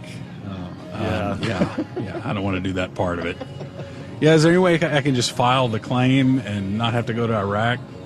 I mean, you can. Like I got it from working with George for all these years. Oh, okay. Yeah. Such a difficult slog for me. Yeah. That'd be kind of tough. Yeah. What's your name? Virgil. Virgil. Well, thank you, Virgil from Lavon. Thank you. All right. There you go. Thank you for your service. All right, we'll talk to these ladies over here. What's your name, ma'am? Holly. Holly. And do you listen to the ticket? All the time. Really? When did you start listening? 2000. Oh, wow. That's a long time. Who's your favorite? You. See, he knew the answer to that one, too. I didn't know the. How was I supposed to know the answer to that? Because we've already met him. Yeah, you prepped her Well, off I the know, air. but I didn't know. You said, hey, when I ask you to say All right, what's one of your favorite things you've heard on the ticket over the years? You've been listening a long time. I love it. Good e-brake. Good e-brake. What's your favorite e-brake of all time? Ooh. Gosh, I don't know off the top of my head. Paul in... the Norm ones are pretty good. Yeah, I'm not a big Norm fan. And you don't mean that negatively at all. No. Not negatively. No disrespect. No disrespect. No disrespect. No disrespect. Okay, well, good. Well, Holly, how did you get into the ticket? Like, how did you hear about it? Well, I worked with a bunch of guys, and they were all talking about the ticket, so I wanted to be included. And then you got addicted to it. Yep. 24 years later, here I am stalking you in Oklahoma. Are you married? No. Whoa. Okay. Is there a story there? Oh, several, but we don't have time. How many times have you been married? Oh, a couple. But they ended all right, didn't they? Mm-hmm, sure. Yeah. They're fine. How long were you married the first time? 20 years. Oh, so a long time. Yeah. Did you get with him when you were young or older? Yes. Okay. Young, 19. 19. You married at 19? Yes. And how old was he? Try that at home. How old was he? 19. Okay, and you had some kids? Couple, yeah. Got a couple kids. Okay. 18-year-old. And what about the second guy? You married. Well, next. We'll just Oh. skip over that. How long were you married that time? 2 years. 2 years. 2 years. Yeah. How long did you date beforehand? We were together 6. And you married and it fell apart after you got married? Something like that. What was the difference between dating and marriage with that guy? That's a good question. You want to call him? No. Is he a good guy or was he... Yeah, he's a nice guy. Was there infidelity? Oh, Gordo. No. There wasn't? No. See? Okay. Well, everything's He's fine. disappointed in that answer. I'm not disappointed. Yes, you are. I'm glad to hear that everyone was faithful to one another. That's great. Yeah, I'm not going to throw him under the bus. Good. That's good. Did you have kids with him as well? Oh, no. Done with that. He's also disappointed in that answer. What do you mean you're done with that? Did you have your tubes tied? No, IUD. You do what to me? Yeah. What? IUD. Oh, okay. An intrauterine device? Yes. I don't know what that stands for. Yeah. Yeah. I thought that was the things that the guys like the previous That's dude what they stepped had to on. battle in Iraq. Yeah. Close, but different. Okay. All right. Well, thank you for your service. Absolutely. All right. What's your name, ma'am? Candace. And Candace, do you have a husband that's a big listener? Very big listener, yeah. And where are you from? I'm from Calera. Clara, Oklahoma? Oklahoma. Yeah, right. Like right where we are right now. Okay. And your husband listens and has for some time? Oh, he's listened as long as I've known him, yeah. Well, how long have you known him? Like 23 years. Oh, okay. All right. And you guys have some kids, too? We have 3 kids. Good. And would you like to say hi to him? I would love to. Hi, Brandon. I love you so much, and I wish you were here. Oh, how sweet. Why isn't he here? He has to work today. What kind of work does he do? He is a teacher in Melissa, Texas. Ah. Nice. Now, have we met him before? Because that sounds Probably. familiar. It seems like we used to know a Didn't teacher. came up Melissa. here, maybe. I mean, if y'all are going to be here tonight, we can get together. You can meet him for sure. Yeah, Craig's staying. So Craig is staying. He's staying Yeah. overnight. So I spend every weekend up here. Yeah, always. Well, good. Well, thank you so much for being here. Yeah, you're welcome. Thank you for Okay. being here. It's been fun. Did you hear the story about the soldier guy? I didn't hear the story, no. They were too busy talking. Yeah, go make small talk about him and ask him why he's not working. It'll go over well. It'll go over well. You're fine. You're fine. All right. Thanks for your time. Thank you. Thank you for your service. Thanks, Bye. girls. Okay, thank you. Don't call them girls. They're women. I was talking to you. Oh. You call me girls. All right, way to go, Gordo. Thank you, Craig. Thank you for being here. Thank you, George, for being here as well. God bless you. It sounded like you meant that. All right, it's time for Fantastic Friday fan feedback, where we hear from the P1s. And we've gotten so much feedback on so many things that I'd like to share it with you now, where people are so confused as they walk by us. Looking over here at our little broadcast. A lot of P1s up here, but some people walk by. Yeah, some people not P1s. Jason says, hey, Gordo, during Muse in the News the other day, you missed a pop-up character when you were talking about the story about stealing funds from surrogacy payments, the surrogacy escrow story, where people were getting left in the lurch. So apparently you give money to an escrow agent, and they pay out your surrogate who's carrying your child for you, and this woman was taking the money and had spent it on Lamborghinis and exotic trips and crazy stuff. But surrogacy did not make an appearance. That's probably okay. And Jason was very disappointed in that. We had one last night with the hard line. I heard it. It was funny. What was it? that? It was Sir something. Yeah, Circuitous. That's what it was. Circuitous Route was the guy's name. Yeah. The British lord, the British aristocrat. First name Circuitous. Last name Route. Circuitous Route. That was funny. And then I get this on the X from Vicky. Hey, Gordon, this is Vicky, the surrogate from your news story. Wow. A friend recorded as much as I could when y'all were talking about it via video while in the car, but we'd love to have the audio. Is there any way we can get that? And I said, yes, I will get our producer, Jacob Dedamore, on that immediately. And that was a few days ago when she messaged me, and I messaged good her luck, back. Vicky. And now I'm alerting Deddy to pull the audio of us talking about Vicky and her story of surrogacy. So she's the one carrying the other people's baby. Yeah. Baba. And she's the one who, I guess there's $6,000 more owed to her. I don't know. That was stolen by the surrogacy escrow agent. So we'll try to get that. Can you get that done, Daddy? I'll do my best. Ooh, it wasn't a yes. That's the He's going to give you his best. Heated up That's there. all you need. Things heated up. All right, I'll get you her information. Is Daddy. escrow a hypno word?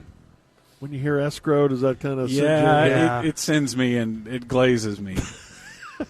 And what that will be done, that will be held in escrow at an APR. And what? What it will do, it will invest in very safe municipal bonds. They're interest-bearing bonds. How about the term fixed arm? I don't think. What is a fixed arm? Isn't that a term? A fixed adjustable rate mortgage? How can it be fixed if it's adjustable? Yeah, good point. I thought that was a term that I've heard. It might be now. Who knows? There's lots of things that contradict themselves in my mind, but maybe it's real. You can get a fixed adjustable rate. Yeah, maybe not. I don't find that anywhere online. Oh. Maybe we're thinking of fixie. No, just an adjustable rate mortgages. That's kind of confusing. Yeah. And there's no, there is a penalty for early payoff. Oh. But it re-amortizes. Oh. I found a fixed arm rest, but not a fixed arm. Maybe that's what you were thinking of. Steve in Little Elm says, Junior, you're at a casino. They have bill breakers every 50 feet. I've seen them here, yes. You were complaining about having a $100 bill. The only person in America that complains about having a $100 bill is Junior.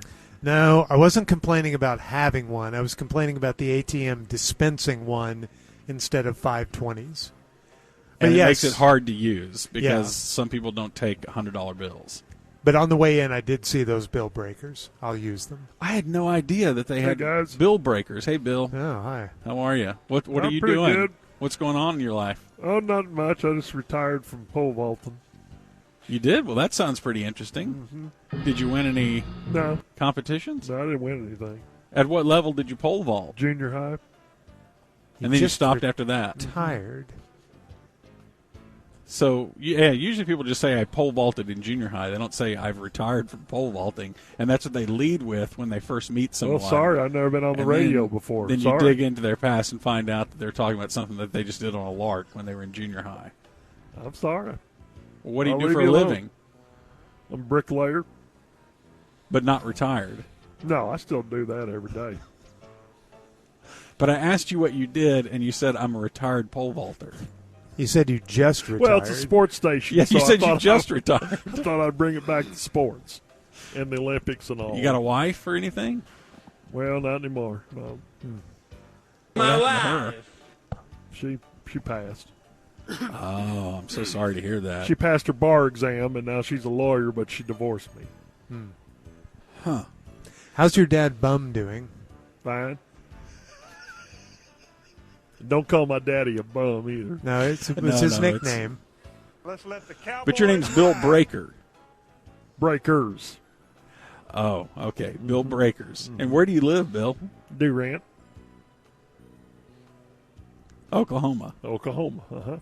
Don't call it Oklahoma. Anyway, see you No, guys we're later. still talking to you because you have a lot.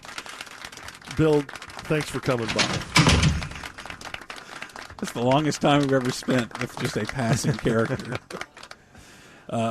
So I'm fascinated that they have bill breakers, and now I want one for my house because I oftentimes will have $100, and then I need to break that bill.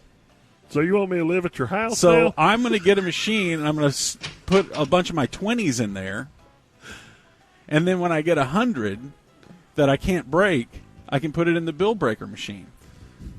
Back to the ATM, don't most of them give you the choice of how you, if you had the request for hundreds of dollars, they let I don't you, know. I haven't used an ATM in 20 years. They ask you how you want it. Yeah, sometimes. Want it hard? Sorry, ma'am. How do you want it? Press here for hard. Press here from behind. That'd be weird. Choices would be at weird. an ATM machine. But anyway. Do you guys always choose no receipt at the gas station when you're doing it at the pump? Yeah. Okay, good.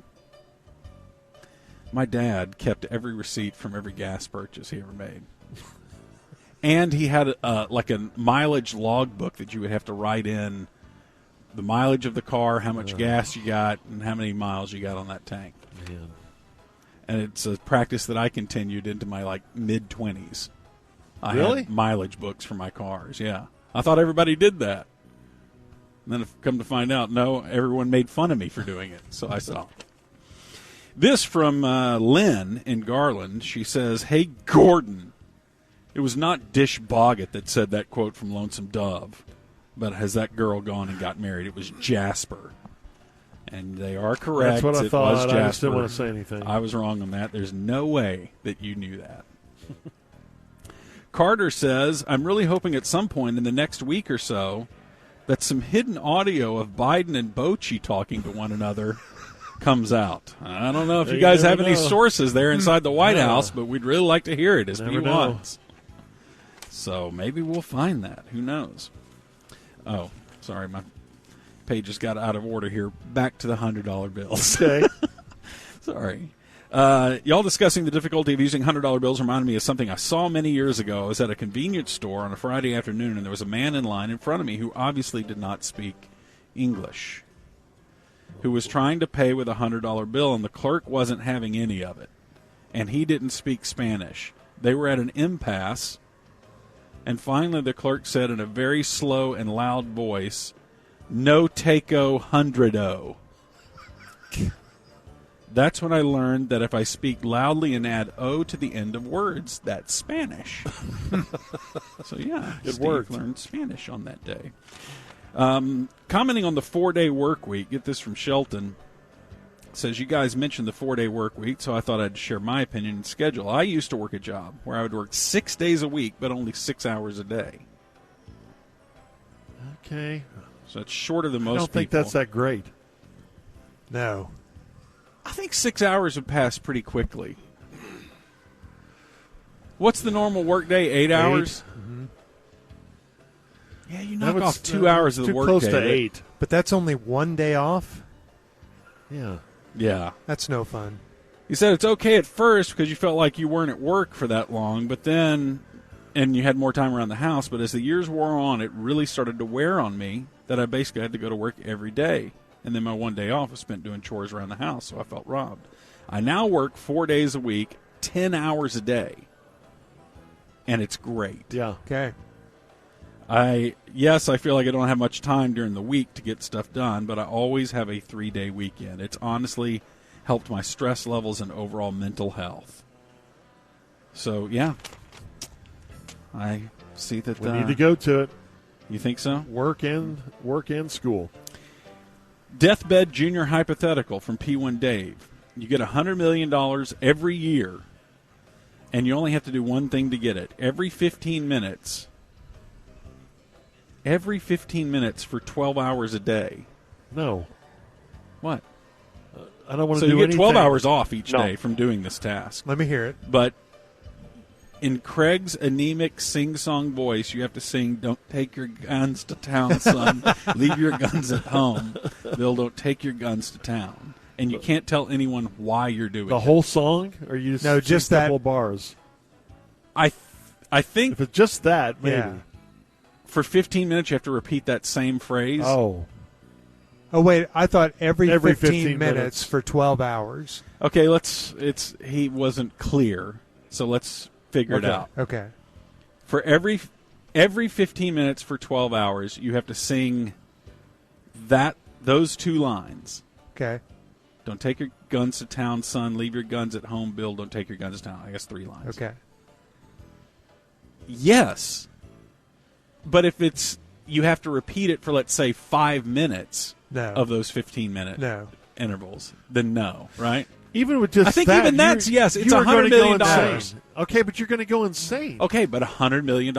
You can't do it for 1 year for $100 million? I think I could do that for a year. Now, you are going to go insane because you're going to have to set a little alarm for every 15 minutes. And what if And you miss no matter one of where them? you 12 are, hours. what you're doing, Yeah. you have to get a vague look in your eyes and just start repeating that chant It's gonna, while And you're you in the can't- middle of a conversation. You can't with tell someone. people at dinner that's No, you can never mention It's that why music. you're doing it or what you're doing it for.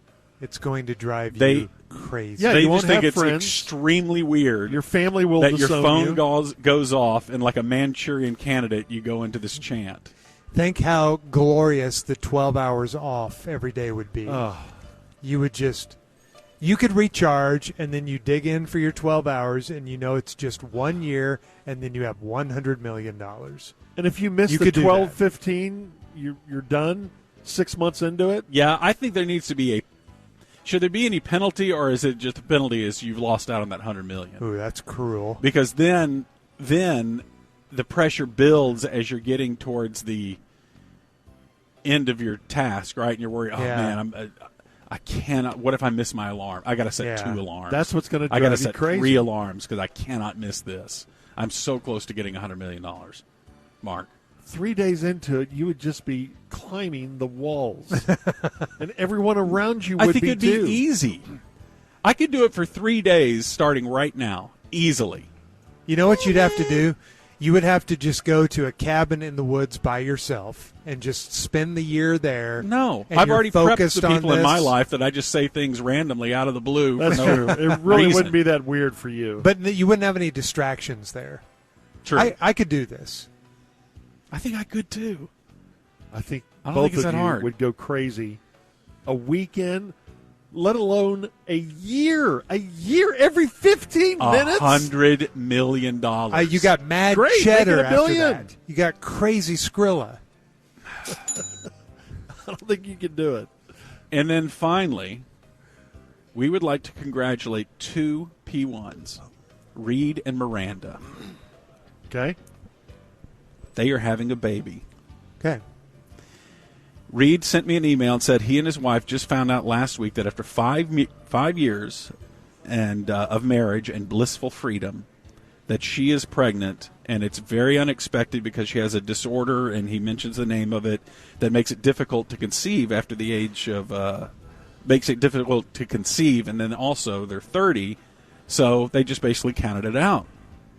And so they are overjoyed that they are going to have a baby and that she is pregnant. And they have not told anyone in their family yet.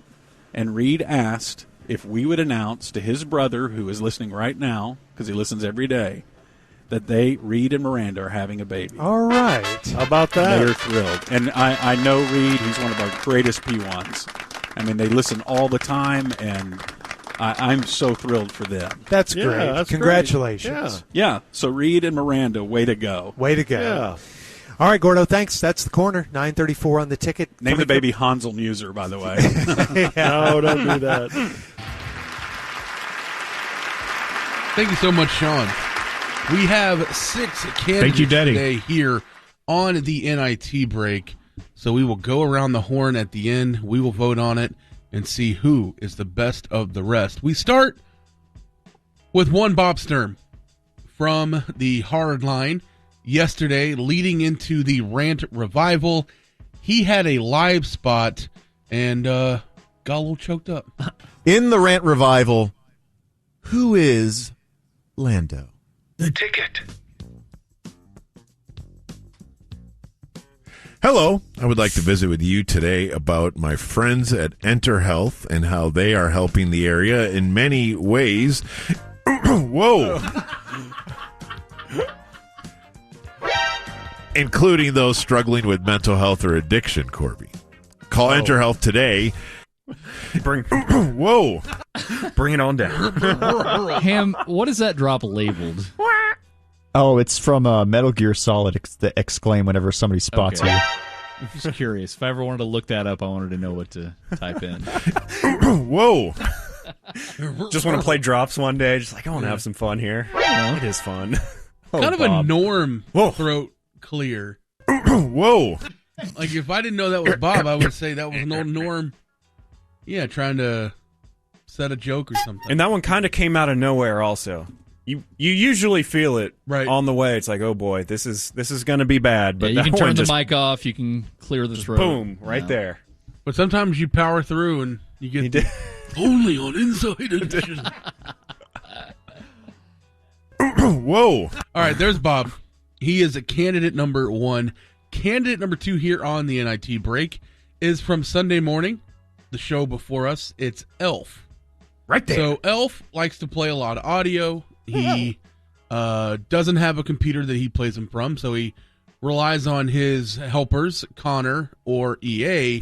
Is Connor there? Yes. And there was a bit of a miscommunication, though, because Elf is ready. He's got a beautiful tease for this audio, and nothing gets played. All right, those of you that know who Cheech and Chong are, way back in the day, they were hilarious. They had albums that we would all listen to, and they had the gigantic joint paper roll in the album. Well, if you still have that, let me know. Anyway, they wrote a song about your Cowboys. Listen. On the ticket, I swear. Okay. You sing it, Travis. Just the blank looks over there on that side of the room right now. Maybe it's low on air. Let's do it in the mix. What did he say? He said, let's do it in the mix. Yeah. Oh, we'll do it in the mix. Okay, we can do that. See, and this is what you call Radio 101. When all else fails, what do? You do it in the mix. Uncomfortable laugh there Man, at the end. I'd be so upset if we had an audio segment planned and we're just like, you know what? We'll do it in the mix. Yeah. Okay. And what if the song was the Mexican American song? Is that about on the Elf? Dallas Cowboys? Legit question. Is no, this it's not. on Elf? It's not. Is that on Connor? Okay. Or whoever's supposed to be playing the really audio. on top of stuff. I agree. Did Elf give Connor the song beforehand? Is that why we're putting it on Elf? As we think he kind of just sprung it on him? He forgot. He forgot to tell him? Yeah. Do we have sources that... Is it Connor over there? Connor was there. Okay. This is not Michael. I'm going... Based on how this was sent to me, it was an Elf problem. Okay. So we will go with Elf. There was also a weird noise that EA made. I just noticed it. I'm going to... Let's see if... No way. Here we go. Hold on. What did he say? He said, let's do it in the mix. Yeah. Oh, we'll do it in the... Yeah, it was really weird. He said, let's do it in the mix. Yeah. He said, let's do it in the mix. Yeah. Oh, well... Yeah. Yeah. Like he just had a little puke. Yeah. Like he's Sweetie trying to do stand-up comedy. That's exactly what it sounds like. He said, let's do it in the mix. Yeah. Oh, well... I'm just glad he had his mic on. That's what's most important. Oh, man. When he has his mic on, it's great. Yeah. All right. It's about to get weird here because we had 3 different people get nominated for an NIT break for Robin's first name, or what you Richard. might refer to as your ween. So the next 3 people had that word come out of their mouth. We'll start with Corby, So to speak.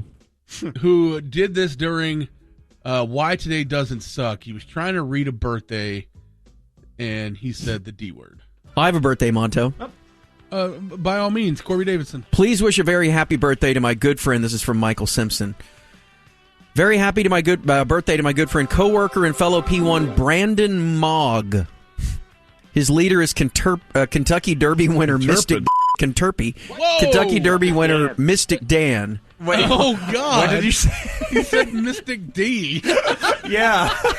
Did you dump that? Why? Okay, good. Mystic Why D. would I? That's twice today we've had that word said. What the hell have that on your mind? That's what he used to call himself. Drop request. Bob wants to plow. Here comes Mystic D. He's round in the corner. Off the rear. Somehow didn't ignite a Corby Dolphin thoh. We don't need to dump that. It's somebody's name. It's Richard. Pretty good line from Bob. Yeah. He used to call himself that. Yeah, there's no need to edit it. But yeah. Dick Vitale, we don't have to edit that out. Yeah, Dick Allen. And it's the horse's name, yeah. Yeah. Yeah. What's the horse's name? Dick. Why do we Don't be so mean to me. All right. In the same vein. It's a funny word. If you will. Yeah. Sean. Uh-oh. No. Yeah. Let's find out if you call someone by their name, Dick. There was a good bit of confusion online when this Billy Bean, spelled B-E-A-N, passed away. Yeah, I'm not going to lie. I wasn't too familiar with this Billy Bean, and it was probably around 5:36 last night. I get on Twitter, and then I see, I think it was MLB put out the tweet that Billy Bean has passed away at the age of 60 from leukemia, and it shows a very handsome man holding a baseball bat, and I was like, damn. I didn't know he was sick. He's a good-looking guy.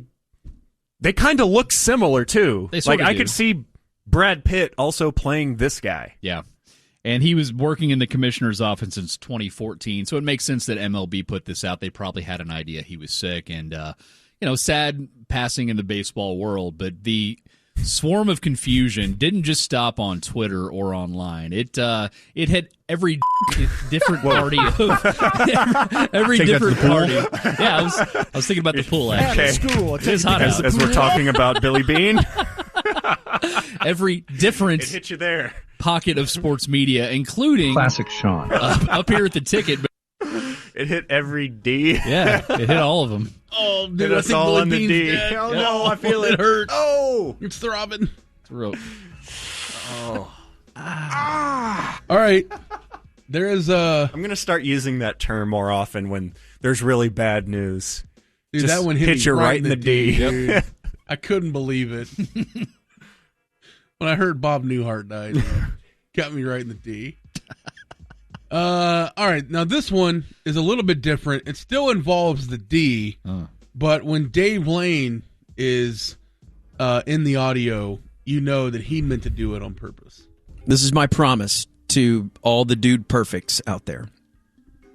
I'm going to rip off the veneer that I've had, the slimy veneer that I've had when talking about Dude Perfect in the past.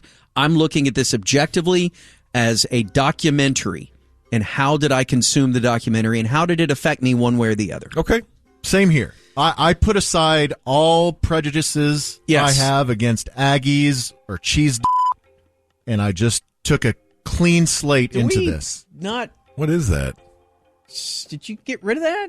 Were you guys in there listening? Yeah, we got it. I couldn't believe it for a second. I thought I misheard. I thought maybe. Cornballs. Yeah, you can't say cornballs. Just called them cheese D's. And no apologies either. No. Just usually if it happens on accident, oh crap, I'm sorry. Just, you know what? I said it. I just love Cheese that Dave D. will put it up from three-quarters court. Just hold Get the yelled follow at by through. the coach and just keep, He's like, keep what? doing it. Keep running back down. All right.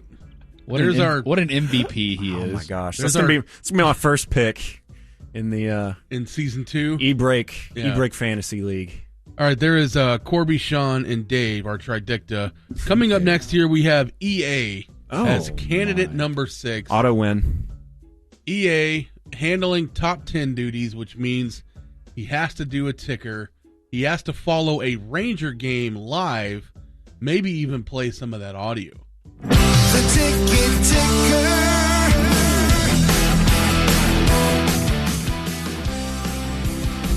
This ticker brought to you by D&M Auto Leasing. The Texas Rangers trying to get back to their winning ways. Face off against the Red Sox tonight at the Globe. Corey Seager got the scoring started early with this dinger.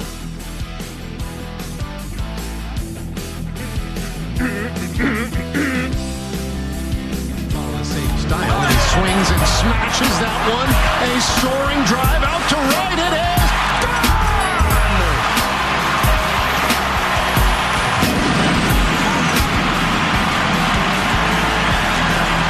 20th of the year for Corey Seager. The Rangers wouldn't allow a 2-run homer by Red Sox hitter Abreu, but the Red Sox put them up 2-1. But Tavares and Seager go back-to-back with home runs, and the Rangers get back the lead 3-2 in the bottom of the third. Abreu. Oh my God. There is so much there. Like the idea of Chuck Morgan changing the natural theme to Eve's Let Me Blow Your Mind. Goodness. So good. All right. Is it Bob and his weird noise? Is it Elf not having audio ready?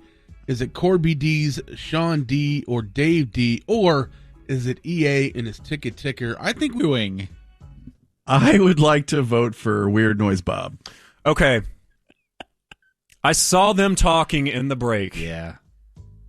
This About was pizza? 100% planned. This is not We about told pizza. him no. That's why we're starting with Lando. Lando's been here 8 months. It's time for him to get a new job. He's moving on. All right. Sean. I'm going to vote for Bob as well. Just the organic nature of the choke up was just too good. Ham. Out of all the D's, give me Sean. Mino? Thank you. I'm glad you know chose what? mine. I'm going to hit Sean in the D too. Okay. So I will be the tiebreaker. I would have voted for EA. Voter fatigue with EA. Is that what we're getting? Give this me, week? for this week's NIT-brake win, the biggest D at the station, Yes. Sean Bass. Yeah. Thank you. And Sean, Congratulations. Feels good. that is your second NIT-brake. Congratulations. Hell yeah. Thank you, Justin. Thank you, Sean, and all the D's. And Daddy. Thank you, Daddy. You're welcome. 251, Why Today Doesn't Suck is next. Get the State Podcast daily at patreon.com/sportsgreek. Once again, The Ticket presents Why Today Doesn't Suck. Sucking on chili dogs. Sucking on a dog. Sucking on a chili dog. Sucking on chili. Sucking on a dog. Sucking on a chili dog. Sucking on chili dog. And now, here are your hosts, Sean Bass and David Mino. Sucking on chili, sucking on a dog, and at 3 o'clock it's Hamsterdam. Thank you, Mino. Eatsies, Market and Bakery, and GimmeTheVin.com brings you not physically, but the biggest D here at the Ticket, Monty. You're right about that. That's for sure. There's a reason you get nicknamed Turtlehead Monto. Oh, no. Look, dude. All right. You gotta know how to... It's a lot of information that I didn't need to know. I'm familiar. Lando gets it. So don't be Turtle Bros. I don't see the hard line in front of me. Yeah. No, they're probably on remote today. Yeah, Yeah, so let's sure. go. Let's check in bring with the access up. our buddies down on remote, Bob, Corby, and Dave. Hey guys, how you doing? Okay. Oh, no. I hear cars. I hear OnStar. Hello. So I just got a call from Dave Lane about 4 minutes ago saying, "Are you almost here?" And I said, "Yeah." And he said, "Well, turn around and go back. The remote's next week." Oh! Yeah, because we're all out at Crush It next Friday, August 16th. Okay. We have said like 10,000 times this week that we're going to be at Crush It, and no one's corrected us. Oh. Are you a tropical storm? Are you in a tornado right now? That is not me. Are you in That barrel? is not me. Roll your windows up. Is that me? Yeah, that's you. Is that me? Because I'm going 100 on the expressway. You're tearing a hole through the space-time continuum, apparently. Yeah, that's Dave. You may have to lower Dave. So who's this on? Like, I know there's been times before in old Hardline It's my days OnStar. when you would have a remote and someone on the show would not know about it, but I don't know if we've ever had one where everyone shows up a week before. Where are we, boys? I honestly don't know. I'm going to probably just blame DJ. Yeah, it's probably smart. We told him he needed to come in here and help with Suck today because you guys are going to be on the phone, and he peed out. Because my work email calendar says Roadshow, Friday, August 16th, Crush It, which I'm very excited to go to. Yeah, next Yeah, week. Yeah. As DJ said, too. I was in there for 30 seconds. It looks pretty awesome. Hell yeah. Yeah, DJ told us he put it on our roadshow calendar, but at 4 next week. But for some reason, all of us in our heads have been saying all week and promoting it as such that it's today. Like, what are you talking about, bro? We crush it every Friday. Yeah. See, that's the problem, man. When you crush it every day, every day's a remote. You lose track. Well, I mean, I'm crushing it in my car. Yeah. How fast does the Aston Martin get up to these days? Well, I'm going to tell you this, Monty. In traffic that is going about a quarter mile an hour, about a quarter mile an hour. What about the helicopter? Yeah. Oh, yeah. You should have taken your Peach from Grapevine back to Dallas. Yeah, let's get Killer in the Ticket Falcon to go pick you up. Would you trust Killer even if he told you he had 5,000 hours in the air? Not at all. To take you in a helicopter. Looks like our right engine's failing. Well, then didn't. That's just the last thing you hear. By the way, did you guys know it's in a gin and tonic? It wasn't a football and a ladder.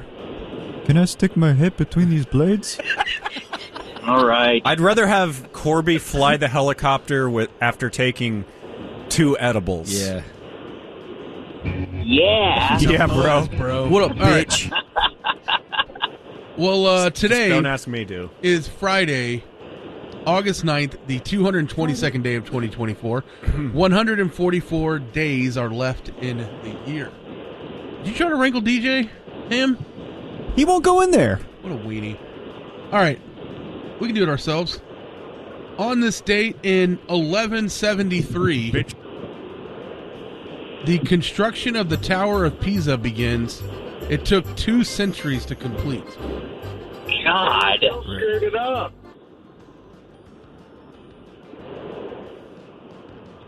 On this date in 1942, I really wish the weather would calm down for this one. Mahatma Gandhi and 50 others arrested in Bombay after the passing of a Quit India motion and campaign by the All India Congress. I saw him in California. He was on our trip with us. Yeah. Yeah. Had He dinner was Friday night. very vocal on Friday. Yeah. He had a few Especially IPAs. after a few beers. So I guess alcohol really brings out the best Gandhi.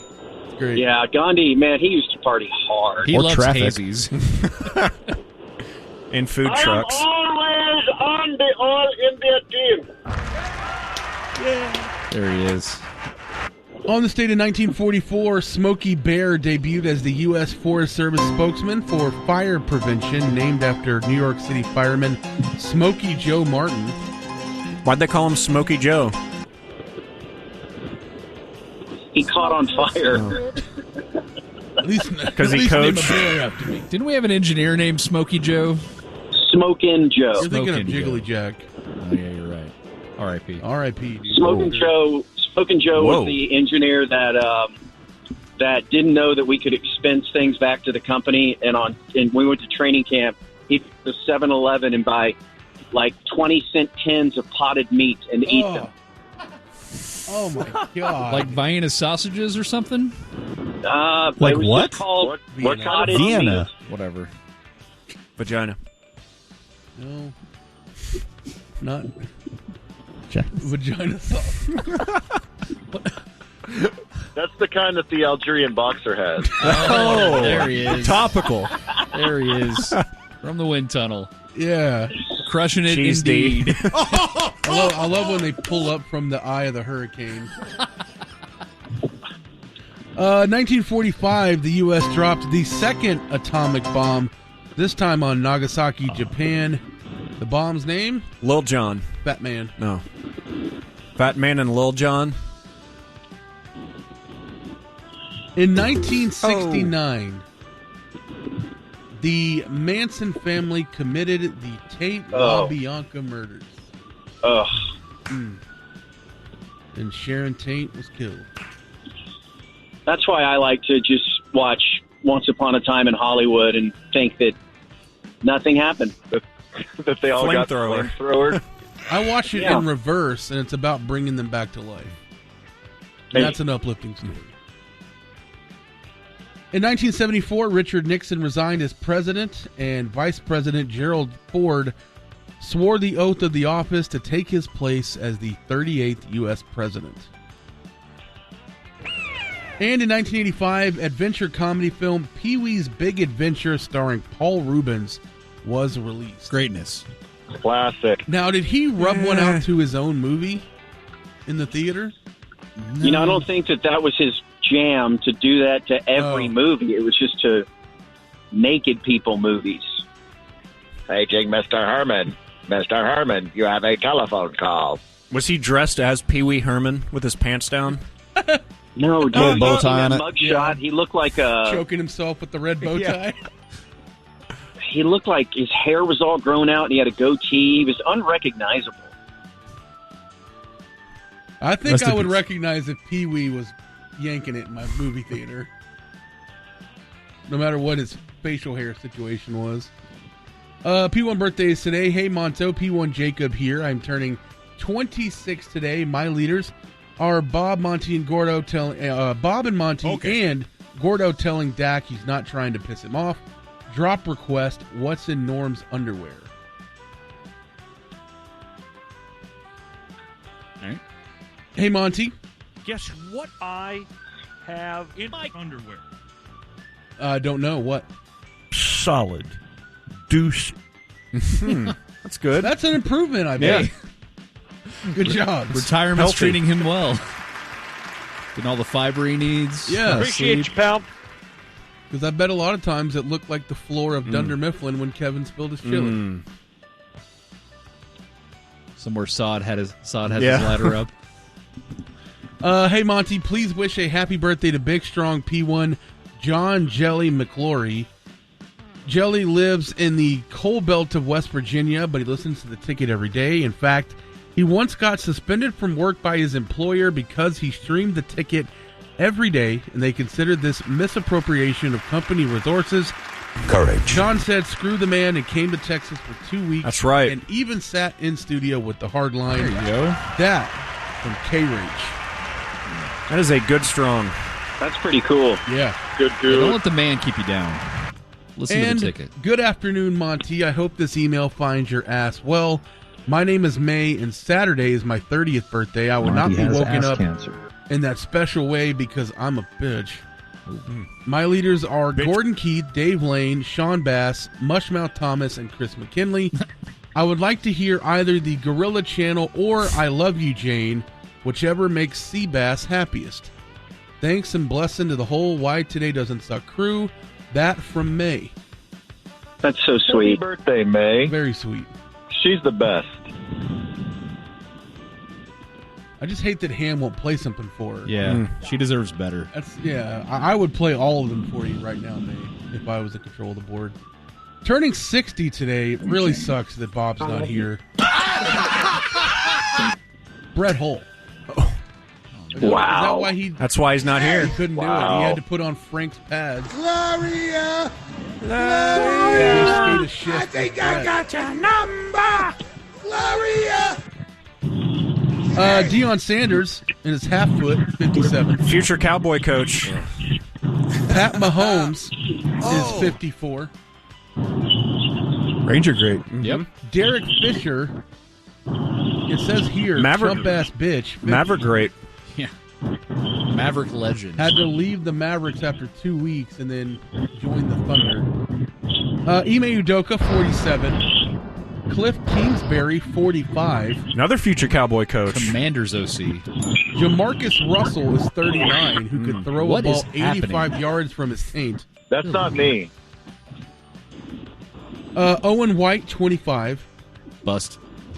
Aiden Hutchinson is 24. Hot family. Greatness. Family. Hot sister. Yes. Turning 80 today, the great Sam Elliott. Oh, but Beef. Great voice. Beef. Turning 65 today, Michael Kors. Turning 60 today, Hoda Kotb, affectionately known as Hoda. What kind of name is that? Something weird. Jillian a Anderson fraud. is 56. Greatness. Great. God, I wish she played on my team. What does that mean? Oh, wait. I'm thinking of Jillian Michaels, the trainer.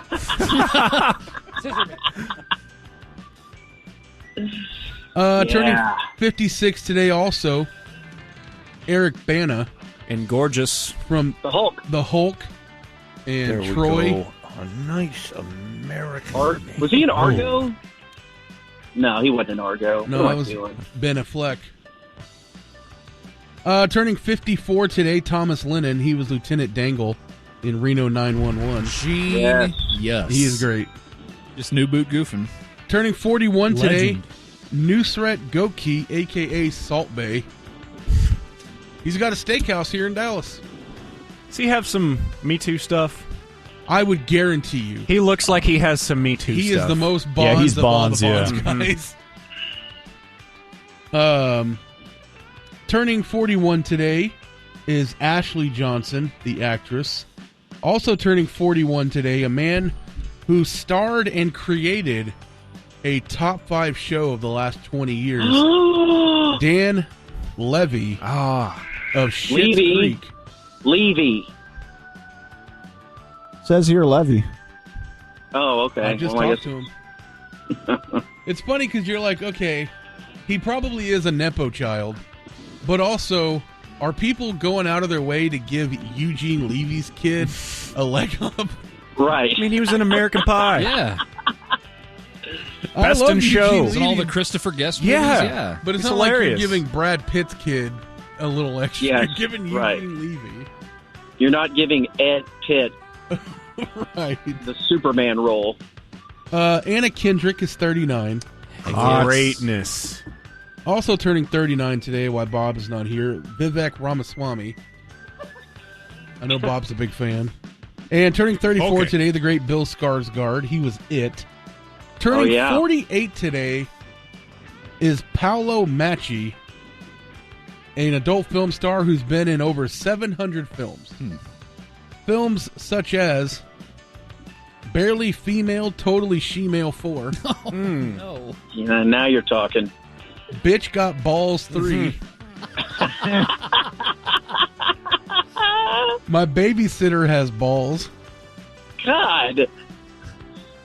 I bet this guy's got a raw steak hanging down there. And 100% Black Anus. Huh. Born to Stay Now Dead. Oh, hold on. I have a birthday real quick, Monty. I'm sure they love that you followed up the born birthday. Today was the birthday of my late friend Manny Patel, the inspiration for Gandhi. Huh. That's right. The great Manny. Gandhi's not the inspiration for Gandhi? No. No, I would not know how to do Gandhi had Manny not shown me how to do Gandhi. Well, happy birthday. He needed an Indian. Oh. From India. I'm an Indian. Awesome. Also born to Stay Now Dead, Whitney Houston and Robert Shaw, who played Quint from Jaws. Dead on this day, still dead. We have some big ones. Hugo Boss. Raymond Nazis. Washington, who invented the Crips. Bernie Mac. Invented the Crips. Red. Trajan, who employed DJ. He died in 117. No, y'all are on. And died on this day in 1995. Jerry Garcia. Oh no. Just turn around and go home, Corby. Sorry. Oh, no. Yeah. Is he currently careening his car into the oncoming traffic? It's going to be okay, Corby. Wow. Sorry, bud. Wait. He died on this day? Uh-huh. So in 94, right? Or 95? 95. And the day before, he was alive. He was only Boy, I can't- 53 years old. I know. 3 years A away year- from being gorgeous. I'm a year older than when Jerry Garcia died. Whoa, dude. Next year, He's Donovan's on age. his 30th death day, we're going to have, oh my God, the celebration of So a many lifetime. apples. 5, 4. Well, how close are y'all? Let's just say, don't leave. Oh, boy. All right, well, All there's right. watching. We'll call you back. Thanks, DJ. Don't get stabbed. DJ and Lando next. What's the deal with rats, man? Come on. Ladies and gentlemen, Dave. Thank you. Well, Austrian authorities have announced a third arrest in connection with the foiled conspiracy to attack the Taylor Swift concerts in Vienna. The third suspect is an 18-year-old Iraqi citizen. He was arrested yesterday evening. They're all three teenagers, right? Yeah. Fucking dumbass teenagers. Yeah, there was a 19-year-old, a 17-year-old, and now an 18-year-old. They also interrogated a 15-year-old who was not arrested. 15? What is going on? So, where's Mom? That 18-year-old who was arrested, he had sworn the oath to ISIS and Al-Qaeda, and he comes from the same, quote, social environment of the main suspect, but at this point they're saying he's not directly related to the plot. So they're saying that this arrest underscores the scope of the investigation, that they're scrubbing the social network and the communication of the two primary suspects to see what they can shake out and what other kind of sleeper cell activity they can find. I look at because this is like interviewing my two sons. My 15-year-old and my 18-year-old. Who sit around and play video games and watch TikTok and basketball and worry about their hair and at what age do these kids start fishing around online and become this? 9, 10? Do they have a childhood at all? No idea. I mean, not to bring the room down, but the school shooters are largely that demographic. That's right? true. Yep. Yeah, I don't know what the age. I would think it's maybe like 12 or 13 where they start where they start to become radicalized online, that they find their community, they find the people that are saying the things that they're thinking, and they're too afraid to say. I feel like we're at war, even if you're not at war. And on your phone there's a war, and you've got to take a side, and you got to do something. It's bad news, man. It's incredibly scary, and yes, I would say, as weird as it sounds that they're all teenagers, it actually, the more you think about it, the more sense it makes, because it's impressionable, but they have access, and they're feeling aggressive, just from puberty and just from growing up and becoming a man, and who do I belong to, and what is this, Yeah, it doesn't make sense, and yet it does, and that's the scary part. But a lot of that is just based on the randomness of where you are shot out into the world. Absolutely, and also, what little tribes you feel like you're part of or not part of. We're a sports tribe.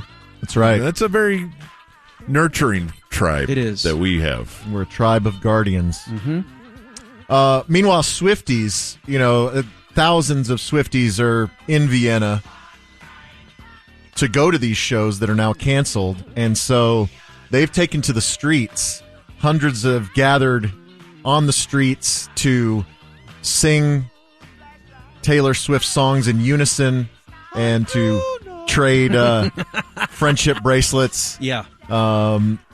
There was one street where a bunch of them were gathered, and there was a tree on the street, and it was just covered with friendship bracelets. That it was like, you'd take one and give one, and you just leave yours on the tree for someone else to find. Very sweet. Yeah, so they're trying to make the best of it. Meanwhile, turning to the Olympic closing ceremonies, we mentioned that French bands Phoenix and Air, much to my delight, are scheduled to play. You gonna have the bong out there on Sunday? Probably not, because my kid will be there, but so what, man? Gotta learn sometime. 6 months is old enough. But these closing ceremonies,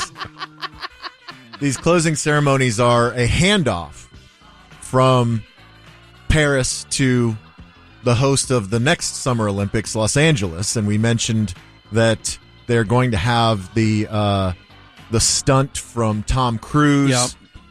And he is going to then have a taped bit where he parachutes into the Hollywood sign. So then they have announced performances that will be taking place in Los Angeles. Oh, okay. So once we leave Paris and we go to L.A., there will be performances by Billie Eilish, Snoop Dogg, and the Red Hot Chili Peppers. Wait, Snoop will be back by then? I guess. What the hell, dude? They're saying What a that whirlwind. They're saying all three artists will be in L.A. Now, some of them are going to be live performances. Some of them will be pre-taped. So maybe Snoop already taped his bit. Okay. I don't know. But look for that on Sunday. Also from Paris, more trouble for Travis Scott.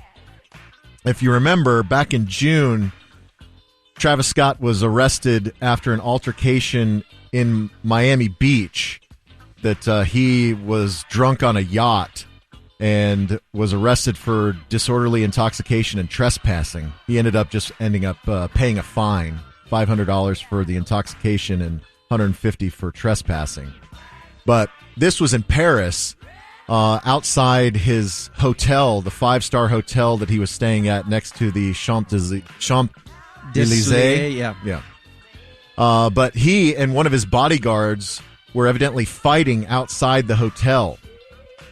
A source says that he got into a fight with his bodyguard over security because Travis Scott had been chased and harassed by the paparazzi for several days, and he felt like his bodyguard was laying down on the job. Like, you're supposed to keep the paparazzi away from me. Yeah, and so he was getting up in his bodyguard's grill, and reportedly Travis was once again heavily intoxicated. And so he and this bodyguard start to get physical.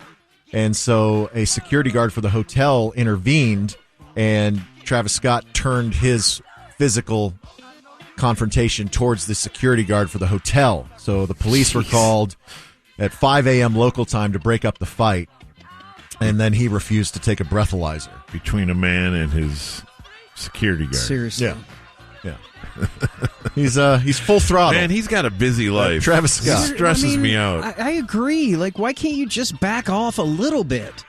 Bob, are you sick and tired of the United States of America failing in boxing at the Summer Games?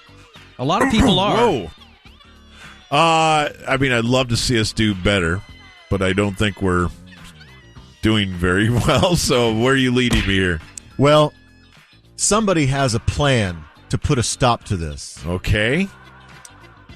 Jake Paul has announced that he is going to compete at the 2028 Games in Los Angeles. You purposely were tricking me, and I don't appreciate that. We need to get our best. The elite of the elite. Yeah. Whether they're young kids or whether they are professionals like Jake.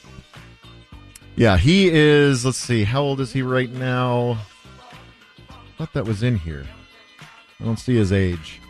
But he's 10-1 as a fighter. But before the Paris Games, he did actually work out with USA Boxing. And so he's announced on his podcast, he says, I'm going to enter the 2028 Olympics for boxing in Los Angeles. I'm sick and tired of waiting around, waiting for another gold for Team USA. Gold medal, you're mine, brother.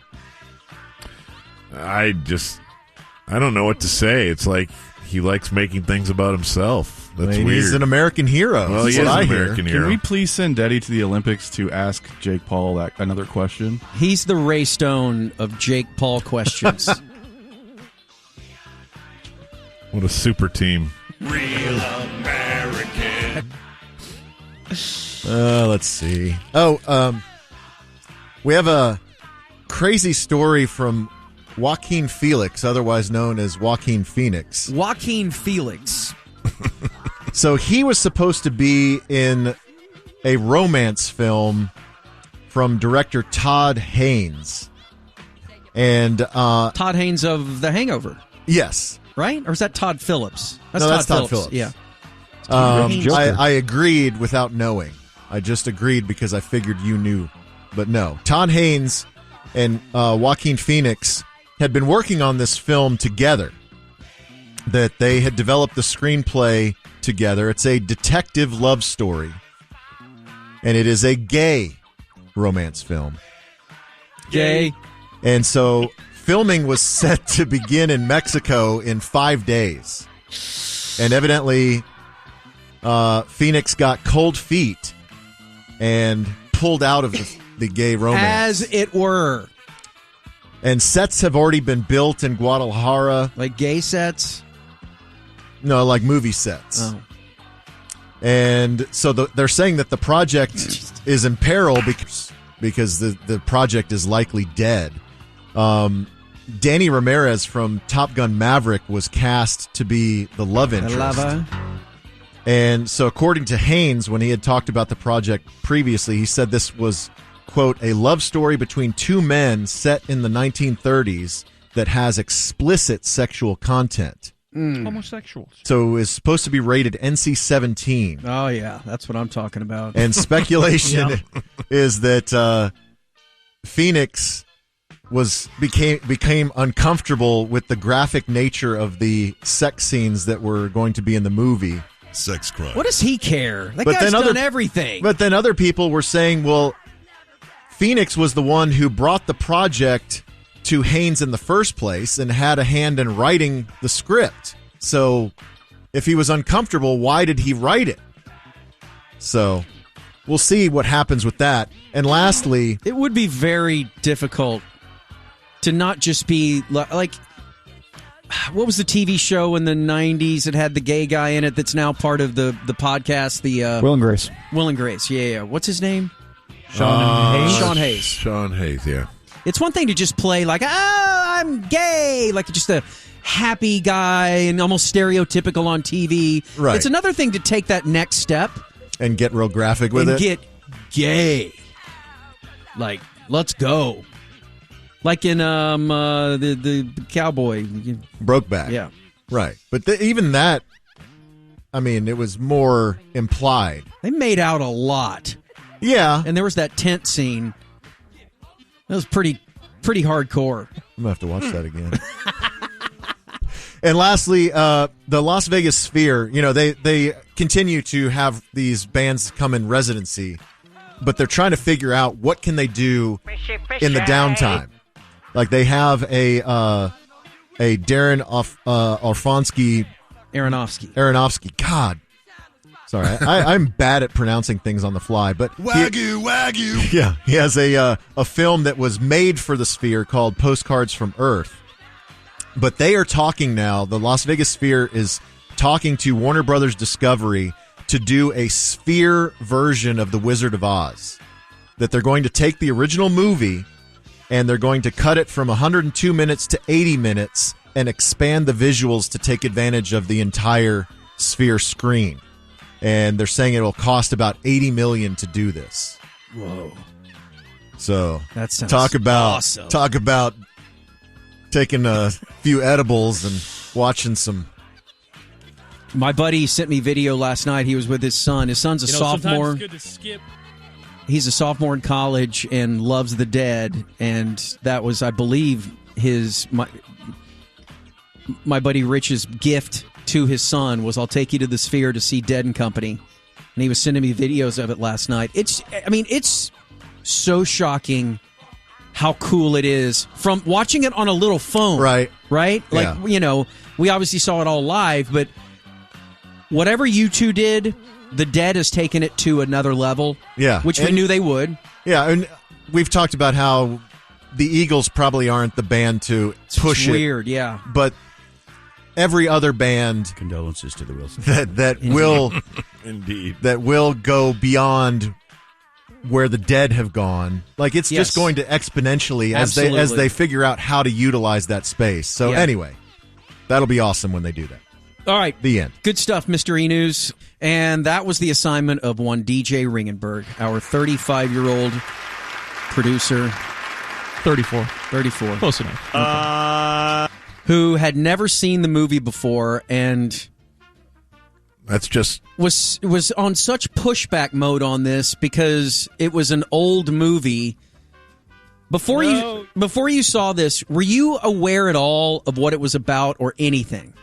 Yeah, I've seen the GIF of the Nazis' faces getting melted, and I can kind of put it all together, sure. Okay. You were aware, though, that Harrison Ford's character, Indiana Jones, was like an adventurer, treasure hunter, if you will? Sort of. A Tomb Raider. Yeah. For whatever reason, we didn't have these movies in the catalog growing up. I don't know why. And your dad, surely because it is a weird thing what parents show their kids, right? And how old is your dad? Do you know? Like 66, I'd say. Okay, so he's 10 years older than us. And so when that movie came out, I was 10, he was 20. And I'm wondering, like, if college people were like, whatever. Yeah, I mean, the more I think, I was about to chastise his father, and then I thought, gosh, does my dad know who Indiana Jones is? Probably not. Like, I think I had to figure it out on my own. My dad took me to the theater to see this. Okay. 100%. It's better parenting then. Okay, so for those who don't know, the original Raiders of the Lost Ark came out in 1981, I do believe. Correct. And it was an instant hit. And for Harrison Ford, he went from Star Wars to Raiders of the Lost Ark to Empire Strikes Back to Indiana Jones and the Temple of Doom to the Return of the Jedi. And then the next Indiana Jones. Like, it was... I don't know if we'll ever have an actor be in those types of roles in sequential order that produce that type of box office. He's my GOAT. Yeah. Throw Blade Runner in there, too. Is it the same time? Yeah, and Blade Runner, same time. I know there are other actors. I know certain people in this room might even try to tell you Sylvester Stallone is their leading man of that time period, but man, no. pound for pound, Harrison Ford is my GOAT. All right, it's still very well received in the critical world, but I'm wondering, because you were worried that this was going to be, you were like, man, it's going to look all old and lame, and we're like, dude, it's a Spielberg movie, first off, so there was no expense spared. But DJ, the floor is yours. I will say Harrison Ford was pretty awesome in it, top to bottom. I can completely understand why this launched his career and why this was a big deal. My girlfriend was watching with me for a while, and the first time he came on screen, she was fanning herself at how attractive young Harrison Ford is in this movie. And he would have been how old then? 40 maybe? Late 30s? Something like that? He's 80-something now. Yeah, probably in that 40 range if I were to guess. Okay. So I started watching the first 30 minutes earlier in the week, and the first 30 minutes gave me tremendous hope. The initial scene is awesome whenever they're trying to get the relic. Classic. Pretty classic. The action was good. Definitely held up. So I had very high hopes. It didn't quite hit, though, I think, the way that it hit for y'all, I have to say. No, and I wasn't expecting you to come on here and be blown away to the tune of I'm going to buy action figures and stuff like that. I mean, there is a time and a place for everything. What kind of sent it off the rails a little bit for you? So I don't like any movie where it's way too easy for the main character. There were like 5 times where the Nazis easily could have killed Indiana Jones, and they just kind of forget about him and let him go. Or he just kind of blends in with a disguise, like a flimsy disguise, and he just kind of sinks into the background and no one notices him. Yeah, right. Which I get. It's a PG movie, and we're trying to move the story along. I understand, but that the one thing on that line that even drove me crazy as a kid is when they were on a ship with the Ark of the Covenant, and that's what the movie is all about. They find the Ark of the Covenant, and it's about the Nazis trying to get it before the United States can get it, and the United States representative is Indiana Jones, basically. And they're on this ship, and the Nazis invade the ship, and they get the Ark back. They invade the ship, they get the Ark, they take his girlfriend, and then no one knows where Indiana is, and the ships are separated by like 100 yards in the middle of the ocean and roaring seas, and they're like, we don't know where Indiana, like the guys on the good ship, they're like, we can't find him, we don't know where Indy went, because the Nazis were hunting for him too there, they couldn't find him either, and the ship captain's like, you need to turn around and find him, go find him, and at that point, the guy standing next to him goes, I found him. And he points across to the Nazi ship. Where Indiana had swam. A U-boat, a submarine, and they never explain, as it's descending underwater, they never explain how he gets into the submarine and then gets off the submarine. That always bothered me as a kid, but I just let it go. He had already done such great things by that time that I was like, sure. It also bothered me that they found the Ark so quickly. like something this elusive, and then Indiana Jones found it in like 5 minutes there. And then he had a group of like 50 diggers that were just there to help find it, and the Nazis are just kind of walking by, not really noticing it all. But then they find out right whenever they're pulling it out of the secret room.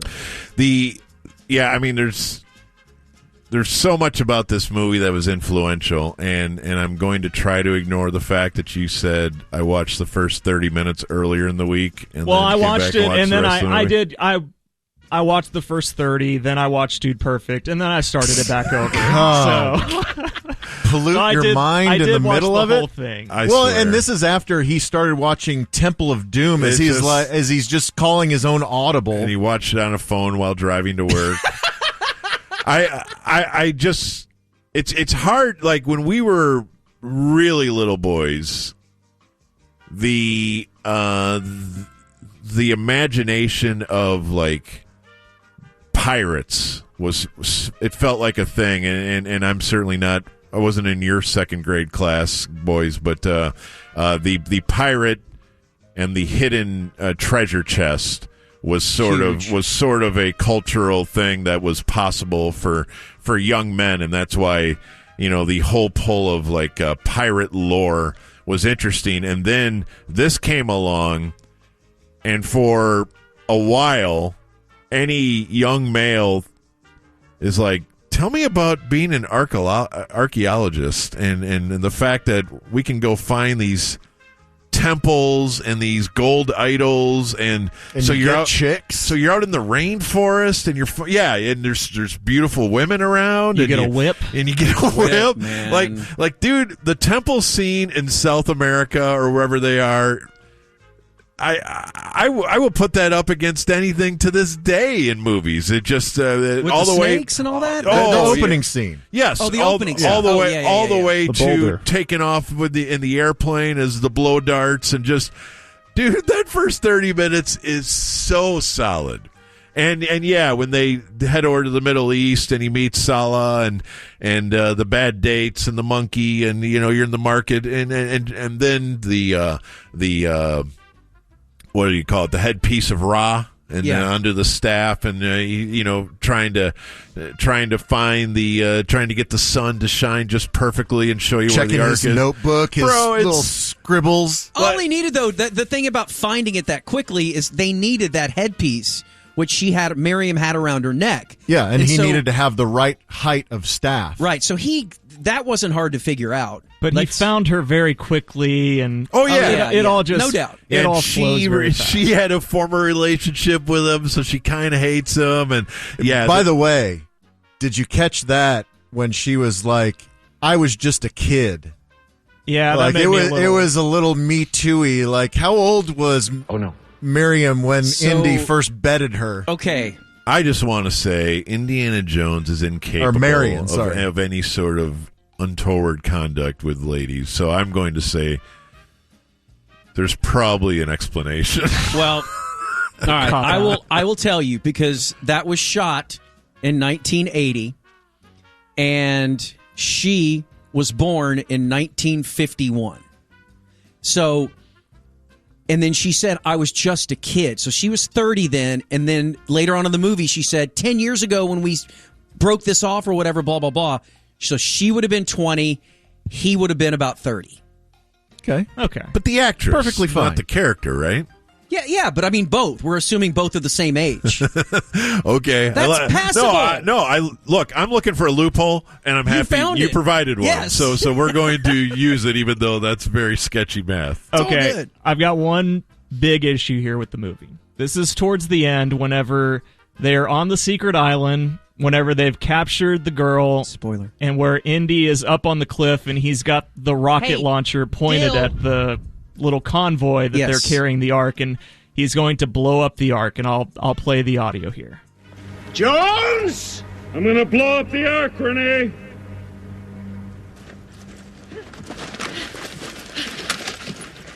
Your persistence surprises even me.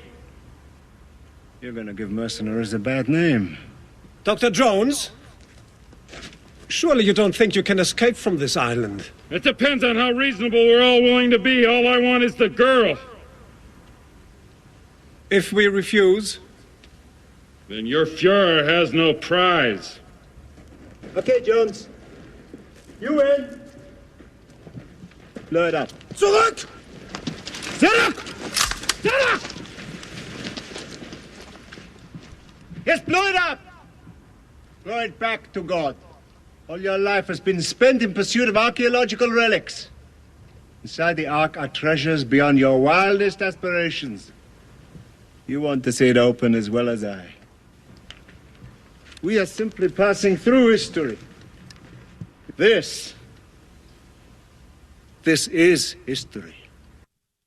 So the whole movie is framed that if the Nazis get their hands on this, then they're going to rule the world. And Indy decides not to blow up the Ark there and to let the Nazis win. He was playing the long game because he knew what was going to happen. He didn't know what was going to happen. But he knew there was going to be another opportunity for him to win this game. Not if they kill him. Yeah, they could have just killed him. He knew he was the main character and they weren't going to kill him. Well, counterpoint, too, even if Indy is not there, they still find the Ark and the same ending happens regardless, right? Okay, I've seen this. Somebody sent me the link to... it's from the Big Bang Theory. Yeah, the Big Bang Theory, where Indiana Jones basically wasn't needed in the movie.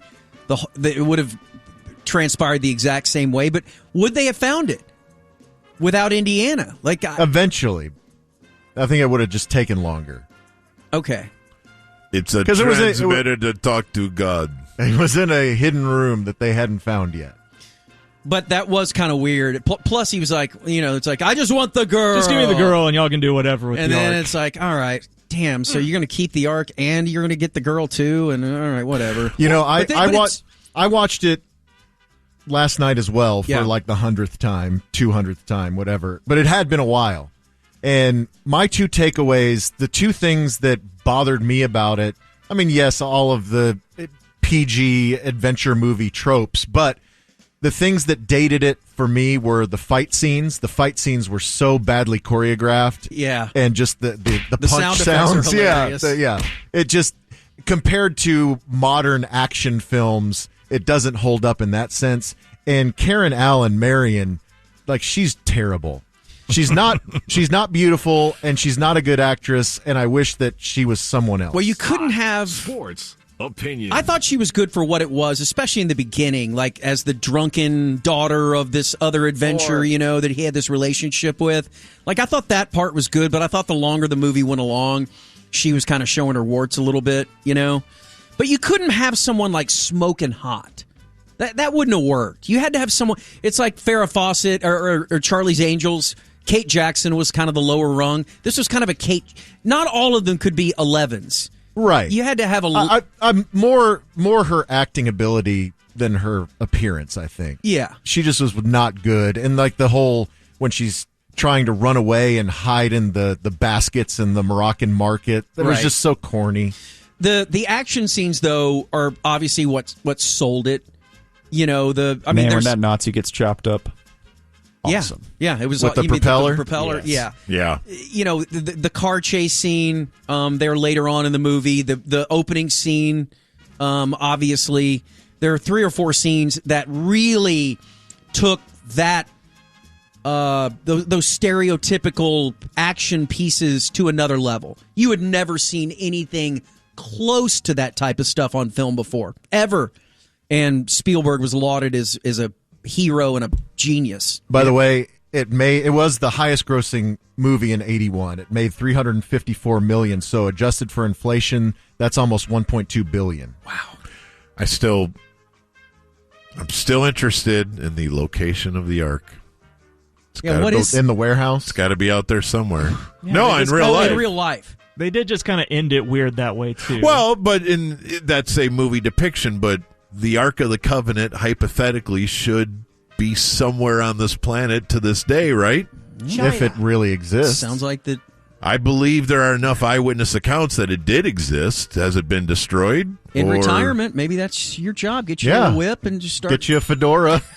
I feel like people have looked for it already, but it's still Who knows? Can we please get DJ to watch Last Crusade? That's all I'm asking, because I think that's my favorite. Yeah, I think that's Sean the best Connery one. one? I think he's got to go through them all, to be honest. There's no way that's by the end of the best weekend. one. There's got to be a better one than this one.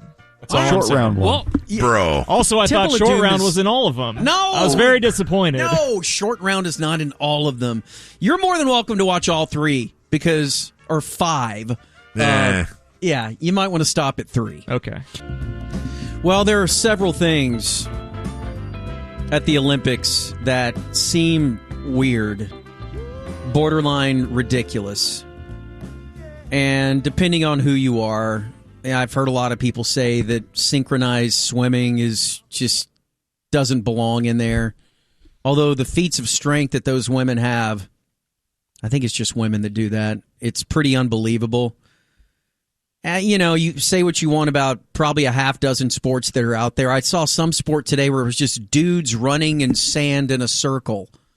It was like the mile in sand. I'm just like, okay, yeah, whatever. I saw a little bit of handball today, and that totally looked like a dude-perfect sport. Handball is pretty... that's like the most popular team sport in Europe. Yeah, I don't understand. It's Like, the I next guess big you can thing, Dave. take 2 steps. It's weird. Seriously, like Dirk's dad was a pro, right? He was a pro handball player. Like that, yeah. Yeah. Wow. Geez, that was dismissive. No, it wasn't. No, I think you're right. I'm sorry, Corby. I don't have the paperwork in front of me, but I think you're right. Well, yeah, that's a really, really. So if it's a super popular sport in I one wasn't dismissing you in one quadrant of the world, I could be wrong. It may be the second most popular team sport, but there's like pro leagues over there. I get that. The entree of breakdancing into the Olympics is absolutely the most hilarious, ridiculous thing I think we've ever seen in, we'll hold the big quote board up here, sports. Well, unlike synchronized swimming, which we grew up with in the Olympics. Now called artistic swimming. Okay.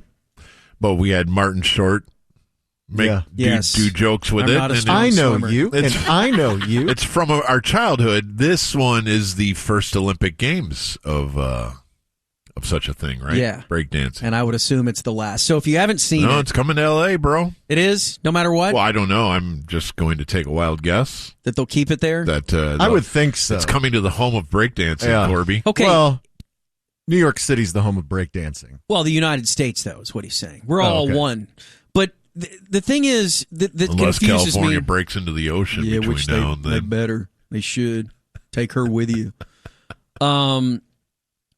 Who? Breakdancing was invented in like the late 70s, early 80s, or at least forms of it were. And then it kind of reached its peak in 1984 with the movie Breakin', which made it onto Donovan's quiz that he gave us the other day. And then Breakin' 2 Electric Boogaloo. And then, quite frankly, I thought it went away. I thought it had its time, and then it was done. And this was 40 years ago. And so when I heard that breakdancing was coming back or entering into the Olympics, I'm like, well, who does that still? Like, we live in the internet world where we see everything, or at least I thought, that everyone is kind of doing that's somewhat popular and kitschy or whatever. If you were in the streets, you would see this one. Yeah. They don't have phones in the streets? When's the last time? You're not from the streets. Shut up. When is the last time, seriously? Why don't you come to a city sometime, Corby, and you can see this everywhere. There's dance crews serving on every corner. Leave your country club for a second. Seriously, get off the putting green and look around, and you will see this. Get them off my lawn. Are they breakdancing in the sand trap again? I haven't seen any dancing at our pickleball facility in years. Okay, honestly, of the 5 of you, the last time you saw breakdancing, was it the 80s or the 90s? I feel like variations of this show up at halftime shows of Mavs games. Yeah. Well, there were breakdancers as timeout entertainment at the Celtics game. Didn't when we Elf were there do for the the worm finals at the 30th birthday party? Did what? Elf do the worm? Is the worm breakdancing? Yeah. Of course. It is? I don't know. It's canon. I don't know. I may be out of touch with modern society, but I just thought break dancing in general, was it big in y'all's high schools? I mean, you guys are in your 30s where you have everybody walk outside at lunch and like, yeah, break dancers, let's go. Yeah, every day pretty much. Yeah. So it's really weird that it's here, and then the way that they executed it is absolutely the funniest thing ever. Yeah, where you're performing in front of your opponent. Yes. And they're standing there with their arms crossed watching you. So there's a giant circle. That's great. There's a giant circle, and then behind the circle, there are judges and then DJs. And then behind the DJs, there is a fake 30-foot boombox. Like, we're back in the 80s. Again, denoting how old this thing is. And then the DJs start the music, and I don't know if you guys saw any of this. Did you see any of it live? Dude, I saw just a few seconds. I watched the big battle between, like Razor Man, or I think it was Ravon, Rain Man, Ray Gun. Yeah, Ray Gun. Yeah. They go by their break-in names. Yes. Yeah, it's so stupid. But representing America, Ray Gun.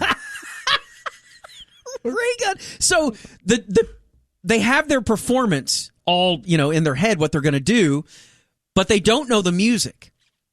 So the DJs up there are two DJs. I mean, again, that's Creed. We're in the Olympics, for God's sakes. The ancient Greeks. And could they have predicted break-in? And there are DJs up there, and it's full-on DJ, and they start spinning whatever tune or whatever beat. This is the one I watched. And then Logistics versus Nika. How is this any different from dressage, where horses dance, Corby? Dude, I don't like that either. It's stupid. So great. They enter. They're looking at each other. Yes. Like, okay, it's time. That's the best thing I've ever seen. It's so hilarious. and you got to start with your top rocking, and then you do your floor work. Yeah, and so they have to match their. God, dude! There's They're so showing much the neck waggle. There's and so much attitude in this. Like, you are not ready for what I'm about to do. You are going to freak out. You're about to get served. And then some of these people are so bad at it. Like the one. Yeah, how are these Olympians? How are these the best in the world? Because no one does it anymore, Dave. We just established that. No one break dances. Man, I didn't know. If Lithuania was really up and coming in this. I swear, if it comes back in the LA Olympics, then actual break dancers will figure out that they can win medals and get famous and knock all these idiots off the competition. Problem is, they're all in their 60s now. No, there's still kids that do it. And whatever. That's not a good comeback. I just hate that Logistics didn't get the judges' favor here, because I thought her routine was pretty good. Who was the girl in the green that made every single Twitter feed and Instagram feed ever, and the people were putting their own little private things to it? Was that Ray Gun? Yeah. Okay, yeah. That poor baby, that poor thing. She goes to the Olympics, her whole family's all watching, and now suddenly she is the butt of every joke now that the Olympics has to offer, because her routine and her execution was so bad. But yeah, they have to adapt to the music, so they got to Ray Gun's Australian? Yeah. Is that what's going on here? Yeah. Okay. Yeah. I don't. Thanks, Ty. I just don't. The thing is, though, this is the case with every event that was in Paris. It seems like, though, no matter what, the place was sold out. I'm just seeing a video, a clip of Ray Gun, and the Twitter caption is "What my nephew does after telling all of us to watch this." Little 5-year-old. Oh, that's very good, Ray Gun. Oh, wow. Have you been working on your moves? Doing toe touches on the floor. Like when my kid was 4 or something like that, he's like, Mom, Dad, I got a new dance. And I should post this. It is absolutely the funniest thing ever. And he would call it, he was like, it's my fast dance. And there was no rhyme, reason, anything to it. And he would do it. And we're filming him trying not to cry. We're laughing so hard. It's so bad That's what half this looks like. No, it's definitely like Napoleon Dynamite. Yeah, there's another good caption that says, me trying to get the duvet cover off when I'm too hot at night. Man, this is the best. So I don't know. Shout out to the Olympics. Just when I thought we had seen everything you had to offer, you break out breakdancing on the final Friday. And yeah, that's the other thing. This should have been last Friday morning at like 8 a.m. This should have been the first thing off. This is one of the last events. They saved breakdancing for last. Best for last. But somebody brings up that like K-pop and boy bands is like the evolution of breakdancing. You know, all of that synchronized dancing. Yeah. They just don't generally do the floor tricks. Right. I mean, and once they do get on the floor and it looks like a pommel horse routine, it's not bad, but no, this is an Impractical Jokers payoff where they show up backstage and they don't tell them that they're in the finals against somebody and nobody in the crowd knows. Picks with Friends payoff. You have to do a break-in show on the well, you go out the there, plaza. The other guy's competing against you, and now you just have to panic, come up with breakdancing moves on the fly. Man, that is like, what would you do? That is an awesome Picks with Friends payoff. Yeah, because you don't have to serve the punishment. Well, I know. You have no idea. I dole out the punishment this year. A 3-minute routine? Yeah, maybe we make it like the final two. The two losers have to have a break. They have to serve each other. Have to have a break off in the plaza out there. God, that would be so funny. All right, well, breakdancing gets 3 thumbs all the way up. No doubt. When's the gold medal? They already match? had it. They already had it. Who won? Today? I think a guy from Japan. The Americans won it on the female side. Okay. What American? Her name's Logistics. Okay. So she lost her. Yes, Corby? Yeah, what were you going to say, Corby? Chinese girl from America won. Sorry.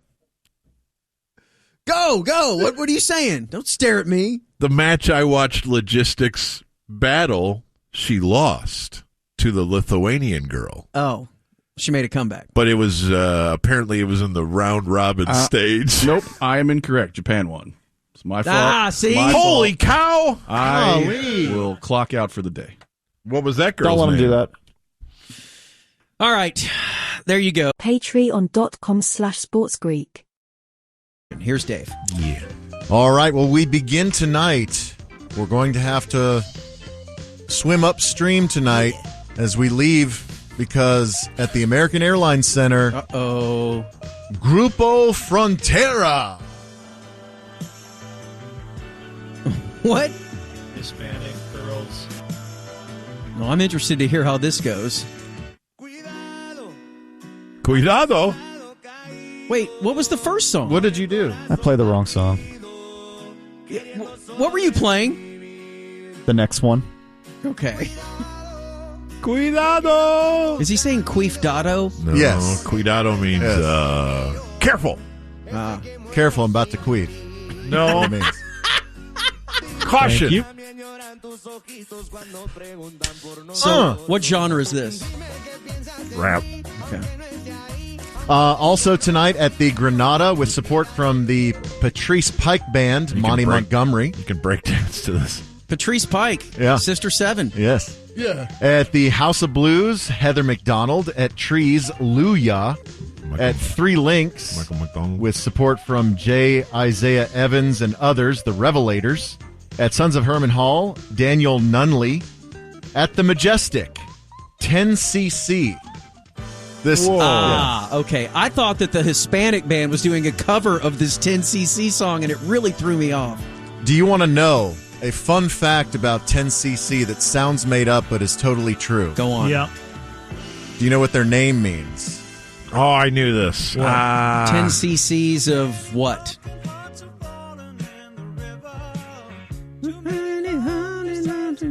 You know this song, DJ? You know the chorus. No. The things you do for love. Oh, that's The Creed. things we do for love. I'm talking about the rain and the snow and the... You were dumped. Thanks, Dave. I use clinical terms. Okay, but and it's what the name means. 10 cc, Dave was trying to say, means the amount of fun that the average male can produce. There. Yeah, okay. See how That's Corby better. did it there? Wow. It gets so gross. Okay. Ejaculation. See? He has a drop. That's different, though. Yeah, that's a doctor, I think. A doctor.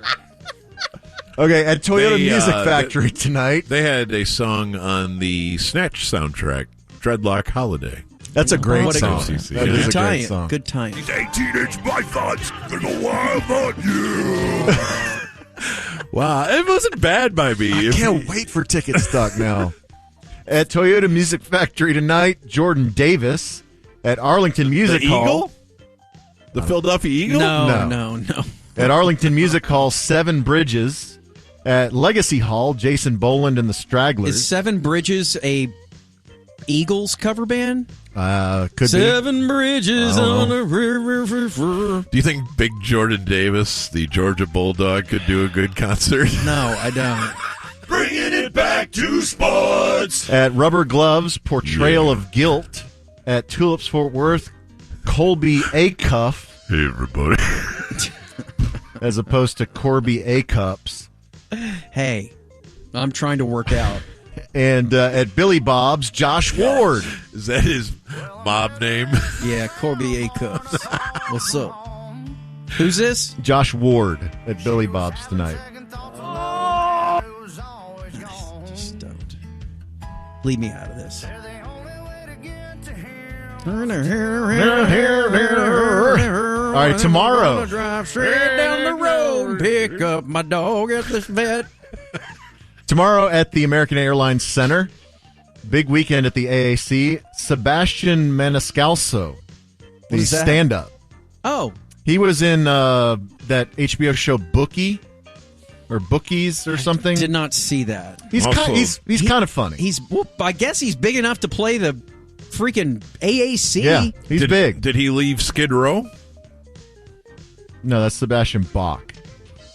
Dang it. At the Granada tomorrow night, Forgotten Space. What do you do? At Stereo really Live. Empty in the bag here on a Friday. Yeah. Dude, we can't take it with you. At Stereo Live, Own Boss. I have so much to get to. I'm running out of time. Timeouts to the locker room? What are you doing? At Trees tomorrow night, Scary Kids Scaring Kids. This sounds kind of badass. Yeah. Yep. All right, we don't have time. At Club Dada, Bay Ledges. At the Factory tomorrow night, I know you've heard this song. Forrest Frank. Okay. Okay. I'm about to have a good day. No matter what they say. No. You've not heard this? This is like such a viral jam. Where would I hear this? On the interweb? No. TikTok. Ah, TikTok. Yeah, it's a TikTok thing. This sounds like Chance the Rapper's Sunday Candy, maybe? But it's not. At Texas Trust CU Theater, Sushant KC. At Toyota Music Factory, Mike, with a period at the end. Gross. Like on stage? No, at the end of his name. Oh. M-I-K-E period. At Van Alstyne's Central Social District Park, Great White. What? Oh, Simple Corby. Wait. People are going to be having so much fun. Better be careful. They're outside, so surely they can't burn down the park. You never know. This is guys. what we need to be cranking right here to end the week. So should I have to go to this? Yeah. Hello, guys. At Texas Live, Foam Wonderland featuring Arm & Hammer, Cannibalists, and more. At Tulips Fort Worth, the Ivy, and at Billy Bob's, Charles Wesley Godwin. Whoa. When is that? Tomorrow night. Is that Americana? Yes. Charles Wesley Godwin? Yes. Okay. I may go. Sunday at Cambridge Room, Madeline May. At the House of Blues, the Gaslight Anthem.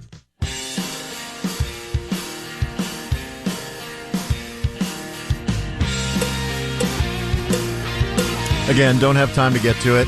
At Trees, Alisanya at the Toyota Music Factory with support from I Prevail, Hailstorm, but it's spelled H-A-L-E. It's a beatdown, but she's hot. Oh, really? Is she? Sounds hot. How do you spell her name? Alisanya? No, this is Hailstorm. Oh. H-A-L-E. Then she had the fire baby in Game of Thrones. That was Alessandra. At Tannehill's Tavern on Sunday, La Freak. Monday, a lasagna at Trees. At Club Dada on Monday, Futuristic. At Globe Life Field with support from Journey and Steve Miller Band, Def Leppard. Bob! When? Monday.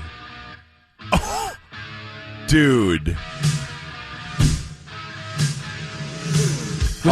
Also Monday. With Steve Miller and who? And Journey. Well, fake Journey. Yeah, Filipino Journey. You gotta go. Got a photograph. Have you ever seen him? Picture of. No. Gotta go. I'd love to. Just too much. Call Chuck Morgan. You can sit in his suite. I wanna touch. Ow. This next one's for Lando. At Cheap Steaks on Monday. Dude, crank it. Goat Whore. No, where? At Cheap Steaks. Where the hell is that? I have no idea. I have seen this band 3 times. Goat Whore? Yeah, I love this band. Cheap what? Cheap Steaks. It's so pretty. Uptown Chesapeake. Hell yeah. In University Park. What? Wait, no. Is it on McKinney? Is it on McKinney Avenue? I got engaged to this song. Okay, Tuesday at Dos Equis Pavilion, Loserville, featuring Corey Feldman, Riff Raff, and more, with headliner Limp Bizkit. God. I've heard us running ads for this, and I laugh every time at the end when the guy goes, and Corey Feldman. Yeah, you need to look up Corey Feldman's guitar solo. It is the most hilariously bad thing you've ever seen in your life. At House of Blues, Division Minuscula. At Club Dada, the Mountain Grass Unit. Wednesday at the American Airlines Center, Suicide Boys. At Club Dada, Aaron Cole. At the Majestic, That Girl Lele. At Echo Lounge on Wednesday, Sunny Day Real Estate. Really? Kind of wish I could go to that.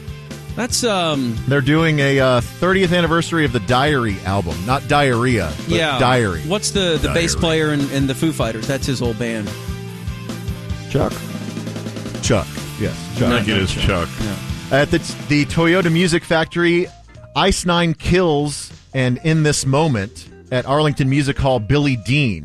Thursday at House of Blues, Alan Stone. At the Factory, Snow the Product. Yeah. That's what I'm talking about. What? Jar Jar? Hola, what's happening? I have never felt blacker. Hola, what's happening? No cap in my caption. Got a little baddie and she texting for the addy because I got a little thing for when a bitch get ratchet. Okay, That's all right. kind of badass. Yeah, it's hot. At Tulis Fort Worth, Drayton Farley. At Tannehill's Tavern, BFD Da Pac-Man. And at Dickey's on Thursday, with support from Counting Crows, Santana. Oh, God, no way. At least I didn't play the Rob Thomas song. And finally, at the Reconsider Lounge, a Kate Bush tribute fronted by Jerry Jones holding court with a sycophant beat reporter, laughing up Clarence Hill, and a Metallica cover band featuring Tyler Guyton being held out of Cowboys practice due to illness. Sad Butt Flu. I like it. All right, it's $6.50 on the ticket.